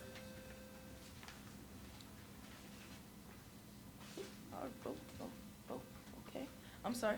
All right, I say that you want to think about de-escalation because the thing to understand or recall is that any action that you take is going to have a reaction from the officer. And you don't know what information the officer may have or what the officer may feel that they are perceiving that is causing them to have this interaction with you, and you don't know how your action may be reacted to, if you understand what I'm saying. So the bottom line is, in whatever action you choose, you want to remain calm, you want to be cooperative, and you want to be in that situation in that way because that allows you to manage it to the best of your ability. And I say that because if you're cool and calm, you have the ability to pay attention. You can pay attention to how many officers have reached the scene. Do they have stripes and things of that nature so you can tell what rank they are? Were they in a marked vehicle or an unmarked vehicle? Are there cameras around? These are things that are helpful should there be a concern about that encounter. Right? So those are the things that we talk about in terms of how to manage these types of interactions. But no, to answer your question, you don't have to respond, technically. All right? So these are some things to think about in terms of understanding how an encounter should go. So I emphasize should go. I emphasize the words that I used when I said this is the authority that is required. Because if you believe that the officer acted without the authority that I have described, we would request, not to say request, we say that you're able to do what? File a complaint with the Civilian Complaint Review Board so that the matter can be reviewed. I will say that when a matter is reviewed, and I discussed about a case being substantiated, but I should say that there can be a number of dispositions for an investigation of a case. For an allegation of misconduct to be substantiated, there must be a finding that there was sufficient, credible evidence that misconduct took place. Sufficient, credible evidence. Again, remember, we're interviewing, we're doing videos, we're taking statements. If we have enough corroboration and understanding of that having happened, then that would be a substantiated matter. On the flip side of that, we have unsubstantiated, which means that the evidence is insufficient to make a determination. This could be, for instance, where maybe we weren't able to corroborate something that was said, or maybe something of that nature. But a case would be unsubstantiated because there's not enough evidence to support the allegation. That is different from unfounded. As you see here, unfounded means that there is sufficient credible evidence to believe that the alleged action did not occur, or basically that the incident didn't happen. So an unfounded finding by our review panel means that there was a determination based on the evidence presented that the incident did not happen. The last category is exoneration. Remember that I have said repeatedly that officers have authority to take certain actions. If we review the matter and determine that everything the complainant said is what happened, but that it happened in accordance with the law, then the officer's conduct is considered exonerated because it fell in line and was lawful. So those are the possible dispositions that happen. And I guess I should also say then, what are the possible disciplines for an officer that we recommend? Recommendations for discipline can range from anything from an officer losing paid leave and paid vacation time to suspensions, retraining, all the way up, as you can imagine, ultimately to termination. So those are the possible outcomes and dispositions for a police officer. So we often say, why file a complaint? Well, one of the things to think about when you file a complaint with the CCRB, we're here to reach a fair and just resolution of civilian concerns about police conduct.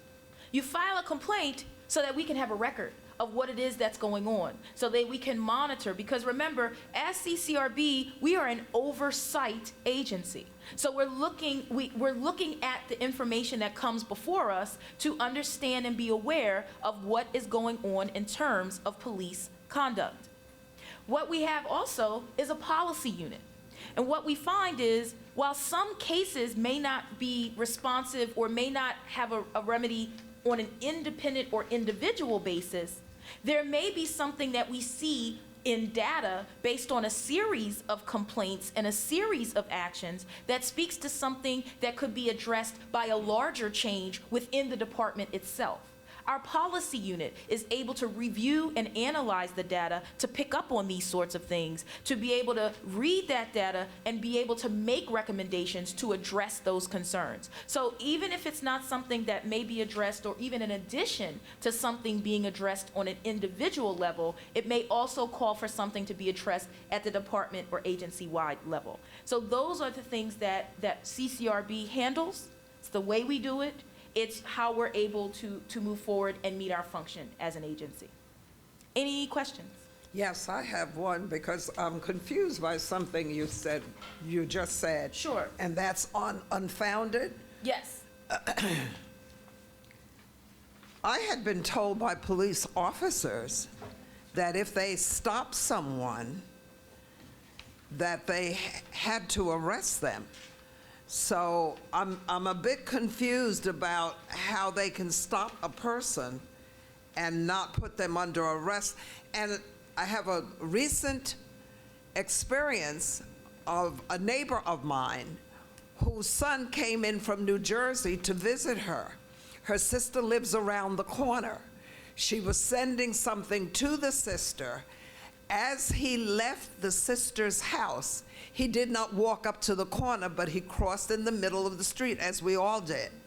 A police officer who was by himself stopped him and wanted to know what he was doing. And he told him he had just left his aunt, he was going back to his mother's house, and that he could check him.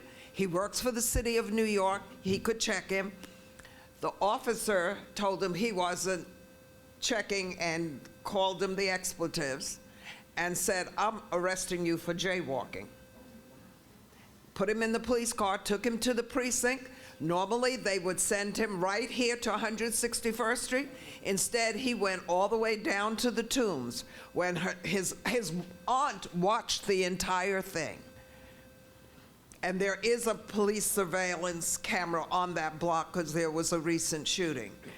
But at this point in time, he's told his mother he will never come back to the Bronx again because he does not feel safe here. I don't know. I told her to ask him to file a complaint with your office. I don't know what he did, but she came to me as a result of it. So I'm really confused about how officers determine whether they should arrest a person or whether they should not. If he was jaywalking and that's what he was charging him with, why didn't he just give him a certificate? Why did he have to arrest him? So this is some of the things that we have to deal with on a daily basis. That's understood. Now, again, obviously, you've given me, obviously, an accounting. I don't know all the details of that matter, and if he has filed that complaint, that's exactly what we would be looking at. And we would be able to go to the location, even if he didn't remember or note that there was a camera. We have the team that goes out there to look around and see, are there ATMs, are there cameras, to be able to pull the video, hopefully before it would spoil, to be able to get those accountings, the officer's memo book, the reports of what it is that occurred, to really be able to examine what the decision-making process was. So it would be, again, that's something that has to be determined on that instance and that basis, basis of what that officer's judgment was, and that's what our investigative process is there to unfold. But to speak to the first part of what you stated, an officer does not have to make an arrest every time he stops an individual. And that's, and it depends on the nature of what it depends on the nature of it. If it's a stop, it's not an arrest. Those two words don't mean the same thing. Okay. So I'll leave it at that. A stop is not an arrest. So as I stated, an officer makes a stop, or should I say, the authority under the law to make a stop, reason to believe a crime has been, is being, or will be committed. But that is not the same as what is required for an officer to make an arrest, which is probable cause. And probable cause, in a rough way, is that an officer must be able to name a crime and have evidence to support it. So so notice the difference between what it takes to stop a person and what it takes to arrest a person. So it's two different legal standards, and they're two separate terms because they're two very different interactions. So every stop does not necessarily even have to escalate to a search, let alone an arrest. And that is why we say, if what experiences people have in the community do not comport with what we're saying, we recommend that you file a complaint about the incident so that it can be examined and evaluated. Okay. George? I'll say that this is a very sensitive subject for a lot of folks because obviously we all benefit from the security that's provided to us by the NYPD. Also for a lot of us, especially in the minority community, the NYPD or city work has always been an advancement to the middle class. My father is a retired police officer, his brother, retired police officer. My cousins are police officers. So it was a way for us, if you didn't necessarily have college, to move on and advance and have a very comfortable life. I'm following in their footsteps in that I'm a district manager and I've been with the city for quite some time. However, it's just remarkable, I mean, because I'm listening to this and nobody's really ever broken this down to me, and I'm not a professional in that I'm not an attorney, so I am curious, and there's only probably, are you an attorney? I am. And Dan, who's an attorney, I don't know if anybody else is an attorney in this room. It's just remarkable to me in that it sounds to me that the police force has the ability, as you stated, to speak to and approach anybody for any reason. Mm-hmm. And basically, regardless of whether they have suspicion or not. Well, objective, credible reason. Which would be? Objective, credible reason. Well, the reason I raise this is because, you know, and I think that, you know, the mayor that we have now has won the mayoralty because of raising this issue and actually having a son and you know, the commercial that everybody is famous, or that he's famous for.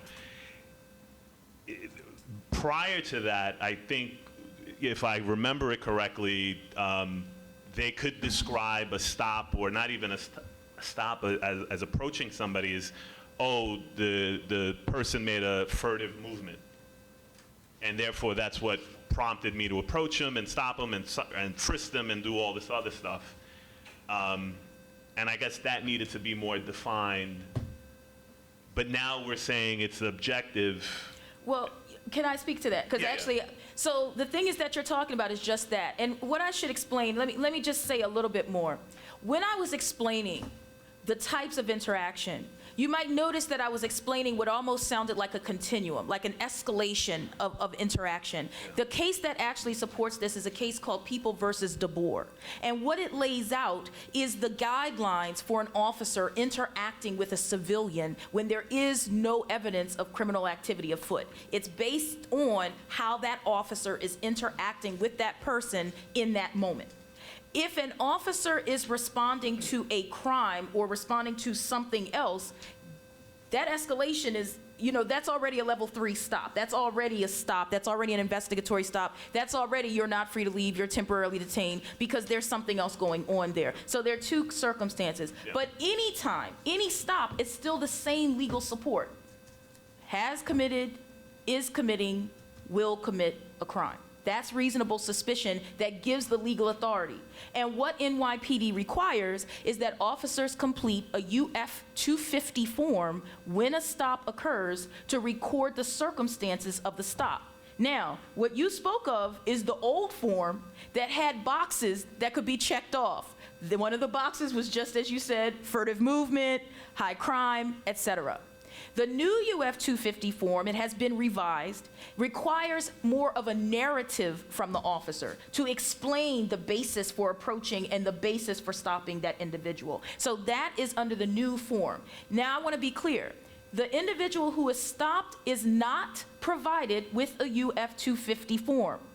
That is an internal police document, but it's one that we would be able to get during our investigation through the subpoena process.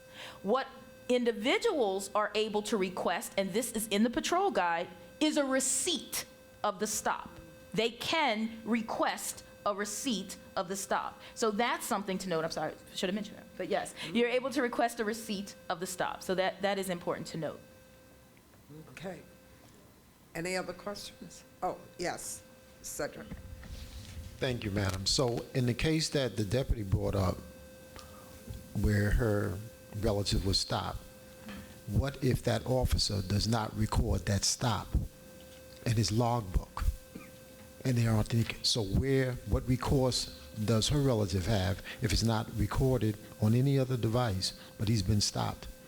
And it seems allegedly for jaywalking and he wasn't given a summons or anything of that nature. Well, again, I'm not an investigator. I can't speak to the investigative process, but what I will say is we've heard an accounting from someone who was present and observed the circumstance. So while, we have the saying, right, and the idea, if it's not on paper, it didn't happen, well, right, there are other pieces. And as I said, evidence and information must be corroborated. So if an officer has not recorded it, that may be an issue in and of itself. And if you examine our annual report from our agency, which was just recently released in the last few weeks, our annual report was released. I strongly recommend that you all take a look at the CCRB website. The annual report is available there, but we also have very rich data and statistics there.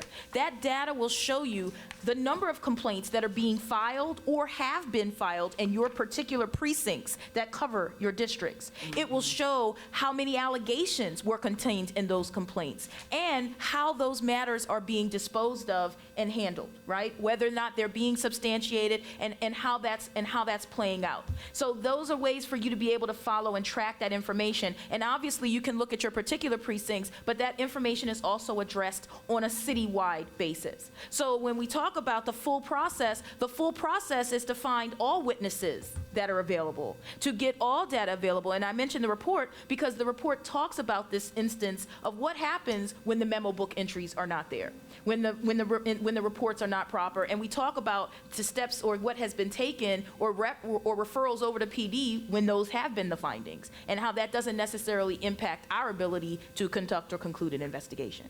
Thank you. Yes, Vicki? What is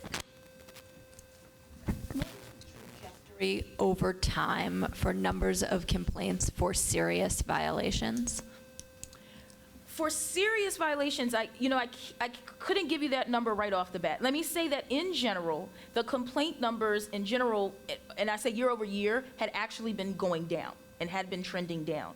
In terms of serious violations, I couldn't speak to that particularly. I will say this.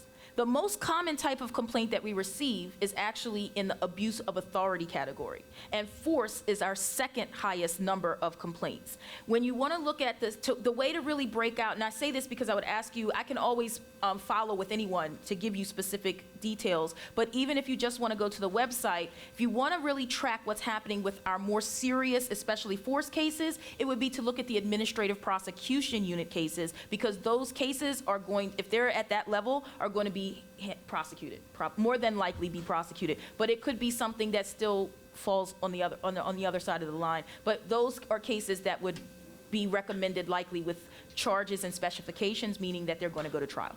Okay, it would be great if you could follow up. Absolutely. I'll give you my Give me information your information, for the I'll forced cases. follow. Thank you. No problem. George?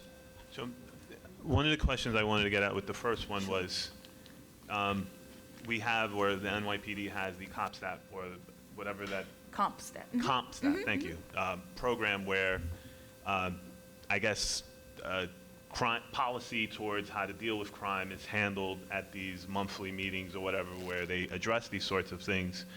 But everything that I've read, for example, crime is going down. And it's not just here in the city. I mean, we reported the lowest number of shooting deaths or murders ever in the history of the city of New York, for example. So over the course of many years, we've been doing well, yet the numbers of stop and frisk, for example, have gone up steadily. And I'm just curious if the metric, everybody's so data-driven these days, especially like with CompStat. I mean, there was an article in the Daily News just this week about a Bratton promoting a captain, despite the fact that he had a number of complaints, CCRB complaints, against him, and he was, I think he was promoted to inspector.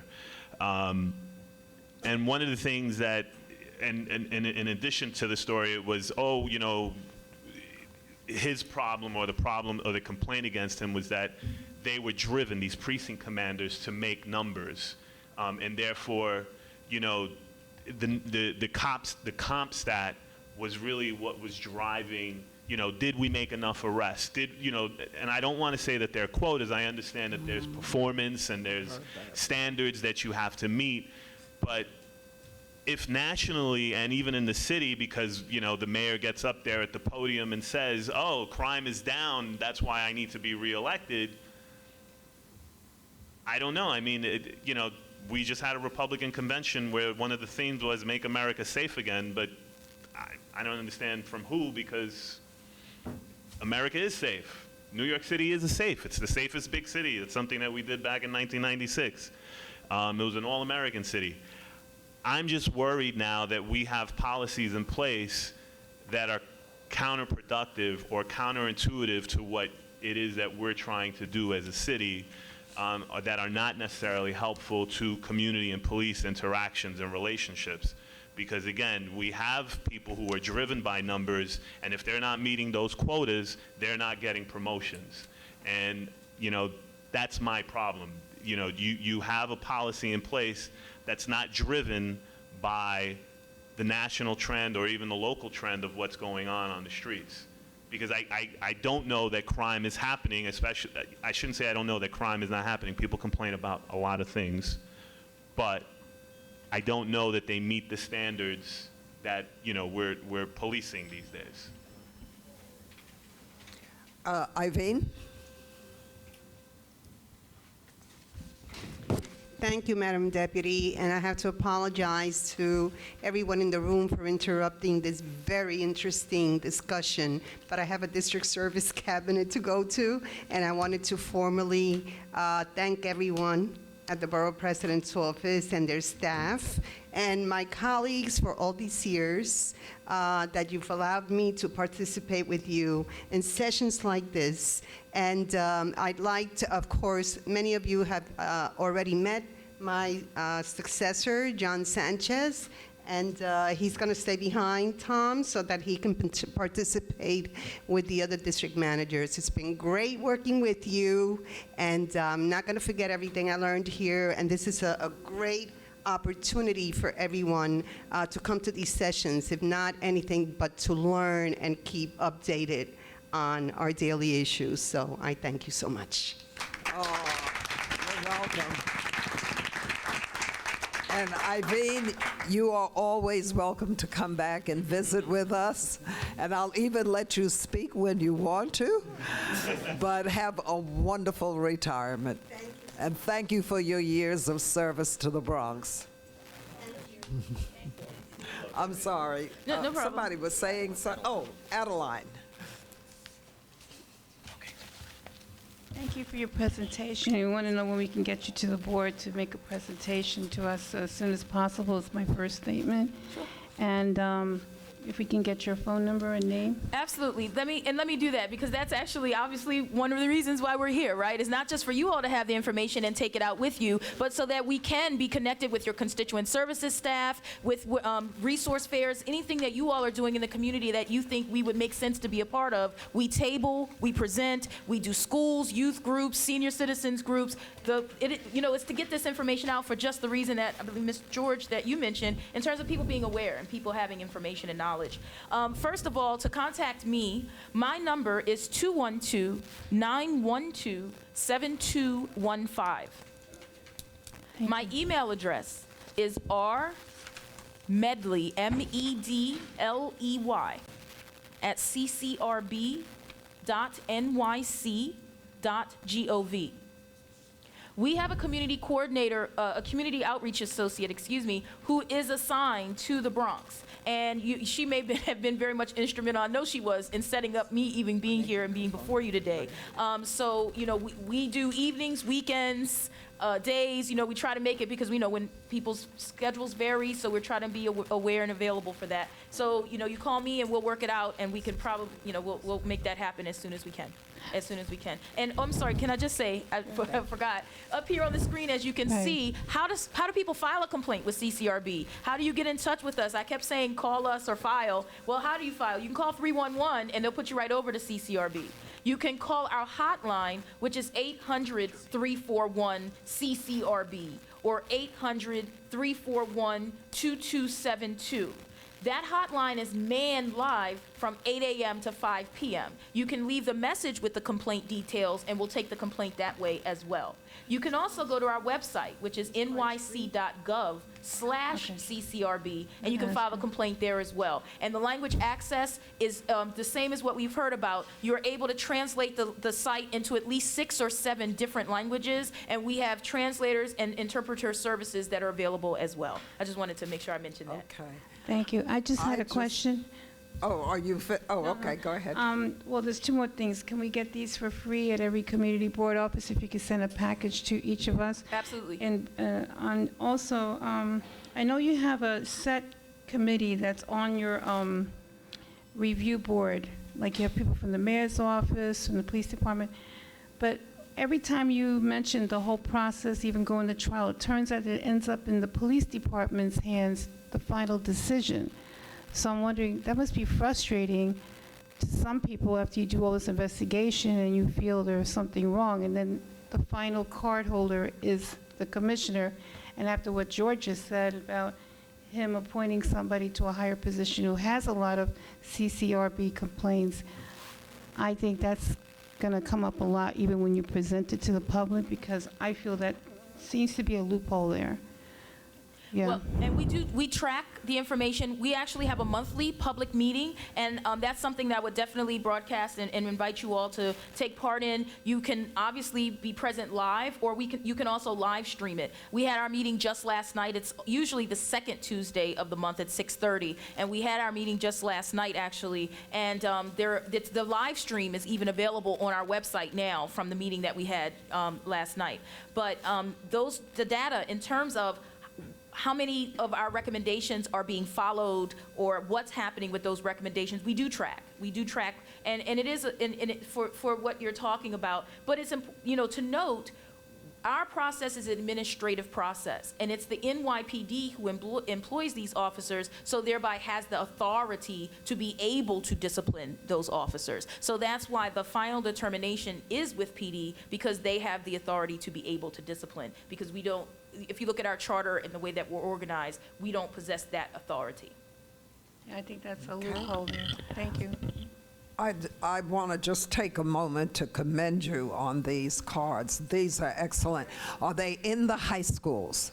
Yes, and the colleges. yes, and I put it like this: when it's requested, we send them out, but we do many presentations in high schools. If you look at our outreach report, high schools are the second largest category of presentations that we do, because as we could tell from our data and as just in general information, that general age range of the individuals most likely to be in contact with officers and have encounters falls within that group. So we have not ignored it, and that's what we're talking about here. If you have connections, if you know teachers that would like us to come and be in front of their classes, we've done that. We'll go to a school, stay there all day. We're looking to establish relationships with schools so that we can have that ongoing relationship, and not just with the students, but also with their parents. Because what we find is that while the youth may have the interaction with the officer, they're not going to call. But if it's a person that they trust, that understands how we operate and what our process is, if the youth report to them, then they can report to us. So we have to hit every level. Right. John, did you have a question? Yeah, no, I just had a question. Would it take new local law to give you the legal authority to adjudicate and make final decisions on all investigations then? Right, yeah, well, it wouldn't be anything that we could do independently. It wouldn't be something we could do independently. I'll give you, just as a note, I mentioned that we have the ability to prosecute. Our ability to prosecute as an agency is relatively new. We were only given the ability to prosecute in 2012 through a memorandum of understanding, an interagency memorandum of understanding between the police department and the CCRB. And that's when we were even able to prosecute cases. So before that, it was the memorandum that gave you authority, so to speak, to prosecute. But again, even with the prosecution, it still ends, even if it's a guilty finding, it ends with a recommendation of a penalty. Of the PD? Yes, to the PD. Okay. Yes. So it would have to be local, new some local mechanism, law. yes, Okay. yes. That would give you the ability to adjudicate completely without a final determination by PD as to your investigation. Thank you. Are there any other questions or comments? Okay, I want to thank you for your presentation today. It was quite clear and good. Thank you all Very for much your on time. Thank you so much. I want to take a moment. I wanted to do this before. If I knew Irene was leaving before we ended, I would have had her do it earlier.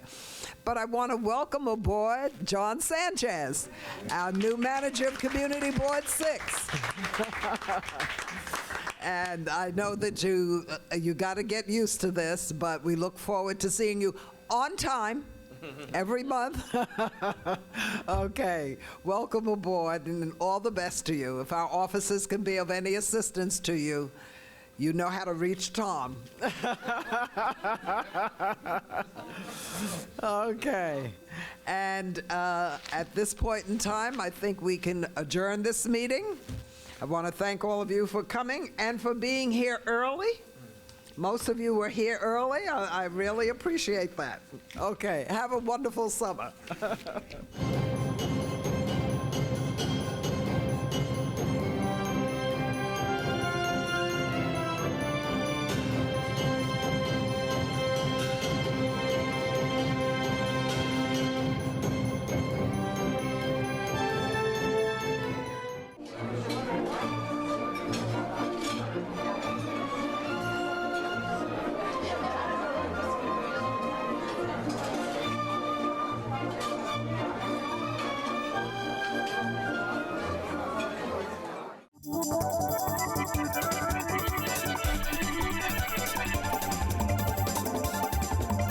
Welcome, everybody. We are open. I'm the Dr. Bob Lee from 107.5 WBLS. You can catch me on there each and every night right after the Quiet Storm. You can catch me right here on Open, 10 o'clock, 5 o'clock, and 10 o'clock. Let's just call it on the 10s and then just keep it tuned.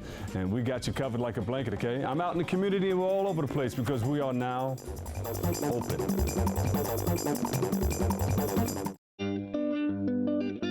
Hello, good people of the Bronx and beyond. Welcome to A Life in Art.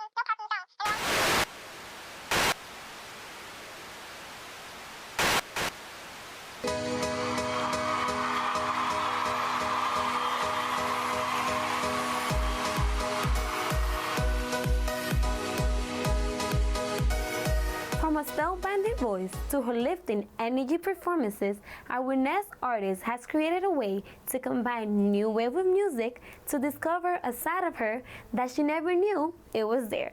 Please allow me to introduce you to Kidaldra.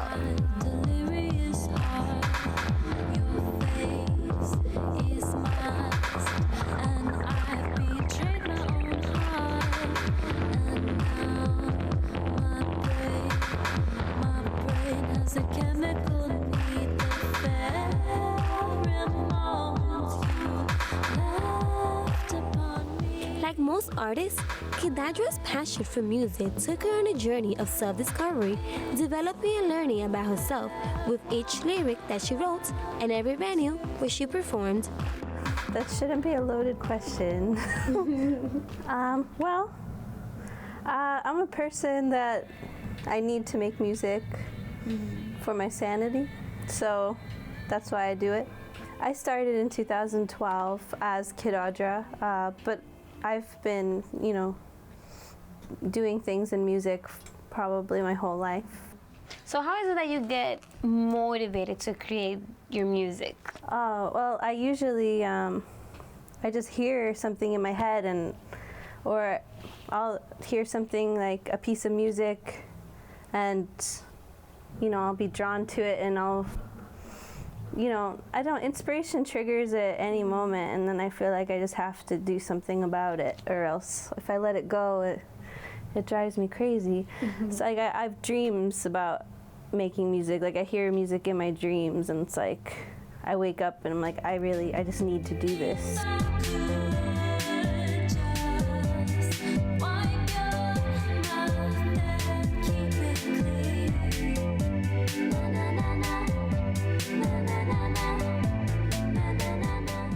As Kidaldra began her journey, she made her way to New York City, but we were surprised to discover that music wasn't her first choice. In fact, it took a special someone to guide her in that direction. I saw in your bio that there was a moment in your life that you didn't want to create music anymore, but after you met your husband, that's when you started picking back at the music. Yeah. I moved to New York to be a painter and to make art because I thought it would be very stimulating to just be in a totally different place than Ohio, and there'd be way more opportunities for me, and I wanted to grow as an artist, so I just took a chance and came out here. But then after living in the city for a couple years, you get tired of living in like a tiny apartment with like 1 million people and like having to work so hard just to pay rent, and I felt like I was working way more than I was able to actually create art, and so I kind of lost the reason why I came out here in the first place.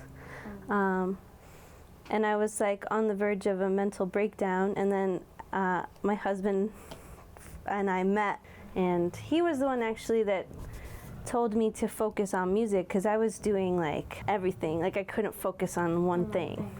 And he was like, he heard my music that I had produced, and he was like, you just do this. Just do this. 'Cause every time I see you, every time I see you, every time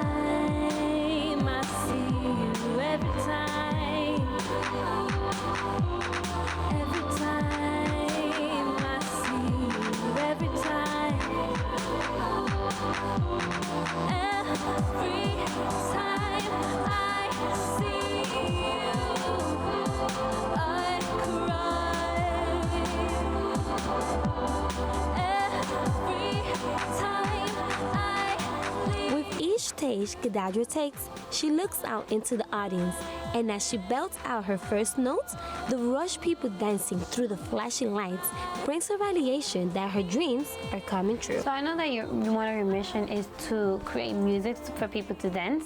Yeah. How is it? How do you feel when you see anyone in the audience dancing to your music? It's the best. It's like the best possible thing that could happen. Like I just played a show in Portland, Maine. There was about 10 to 20 people just in this little bar, and everyone was just dancing and so into it. And I felt like it was kind of like a generator. Like I was giving and they were giving back to me, and we were just creating this energy together. I mean, that's really what I live for.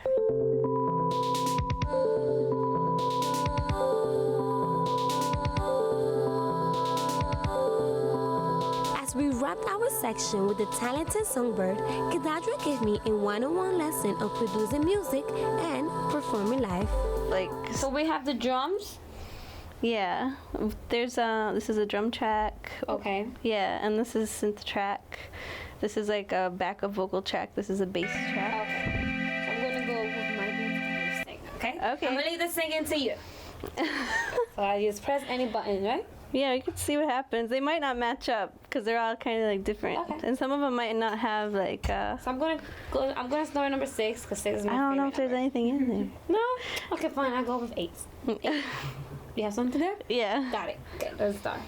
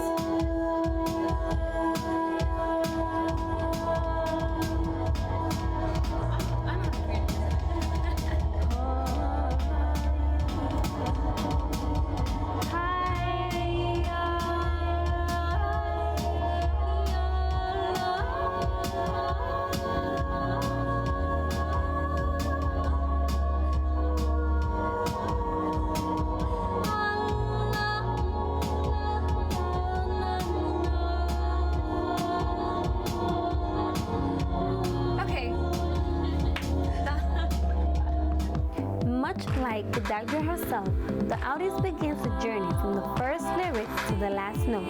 This is how Riley starts for Harmonious Beats.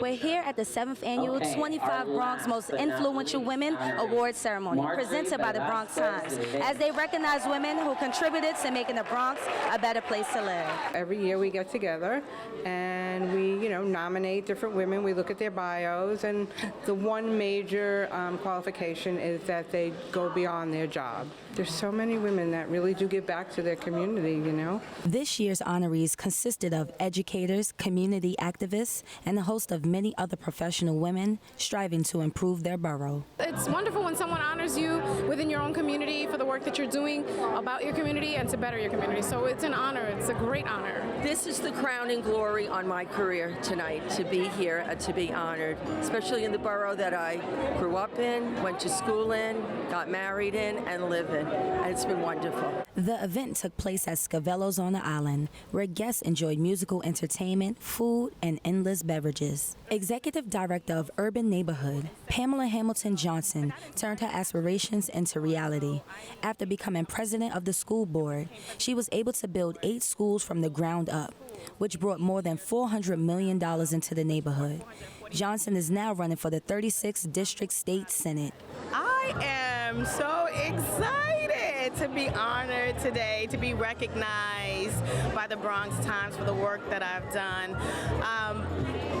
I just feel that even not just myself, but the honorees have really done a great job. And just to be recognized, some of us may have never been recognized, and this is a great way to expose what we do to the community. Lieutenant Governor of the state of New York, Kathleen Hochul, made a very presidential entrance and provided encouraging words, not only to the honorees, but everyone in attendance. These women are spectacular. When you look at their backgrounds, how they've dedicated their lives to improving the quality of life for their community members and family members and people in need, it's so moving. And to celebrate them tonight is an opportunity not just to say thank you and celebrate their accomplishments, but to really inspire other women.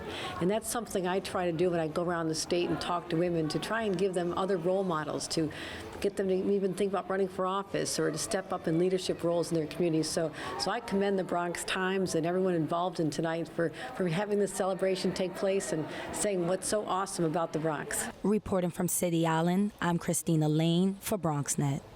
You know it's summertime when a food festival has taken over the streets. We're here in the North Bronx for the 9th annual Allerton Avenue International Food Show.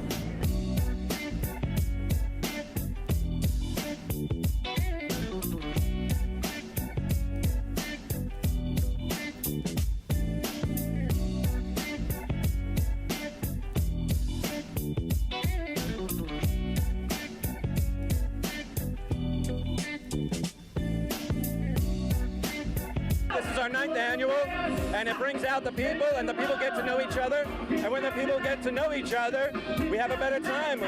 We feel safer, we feel secure, we feel as one, and that's a good thing.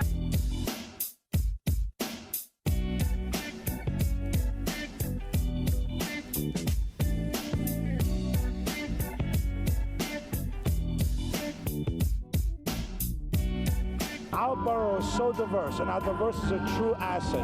Now, we may not understand another culture or their language or their history, but you can always appreciate good music and good food, regardless of what part of the world they come from.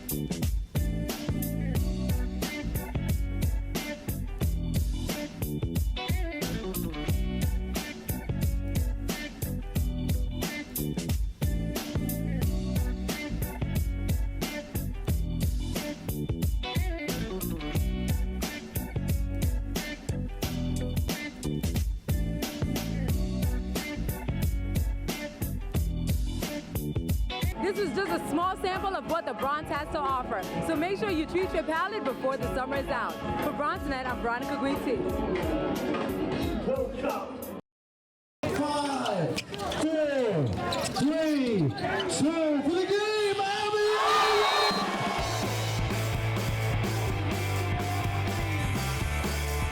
You guys win the All-Star game today against the Hits All-Stars, and you're the hero. Talk about that three-pointer at the end, right at the buzzer. I just knew Jamaica was going to draw a lot of attention, and he's a great player, so he made the right pass. So I just had to step up and make the shot. Did you get a chance to look at the scoreboard? You see A.J. West. He gives the Hits All-Stars the lead. What was that thing that was going through your mind there at that final second? It went up, but we can't dwell on it. We got to run right back at him. Try to get a basket as quick as we can. Worked out. What did you think of the game itself? I mean, obviously, game winner there at the end. Wow, the game was good. The game was really good. The way that they ended the game was amazing. Happy to hit the corner shot. The game was up and down. Both teams leads and changes. It was a great game. It was great. I thought it was what the Bronx is about. Of course, I thought the celebrity game, the youth, the chance to look into the future, always a good showcase, a good stage, and the people were out in full force, so I'm just more happy for them than anything.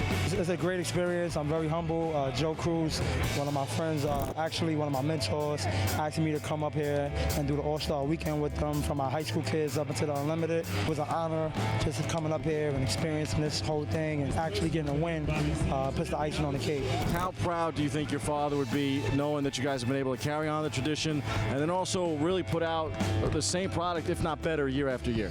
Well, I think that he'll be proud of the fact that we were able to really establish ourselves as young entrepreneurs, with my brother and I just taking over the helm. This day is my biggest day in the schedule, so I look forward to this day no matter what, and just want to make sure that his legacy lives on through us.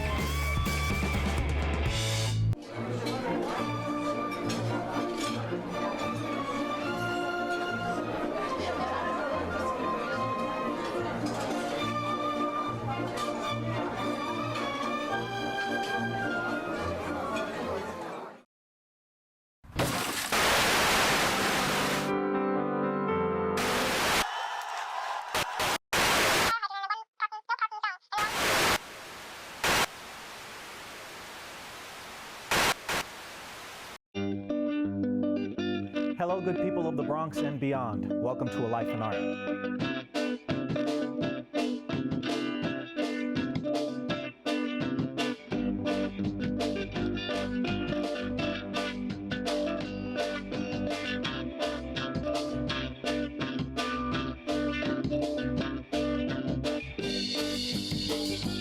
Bye.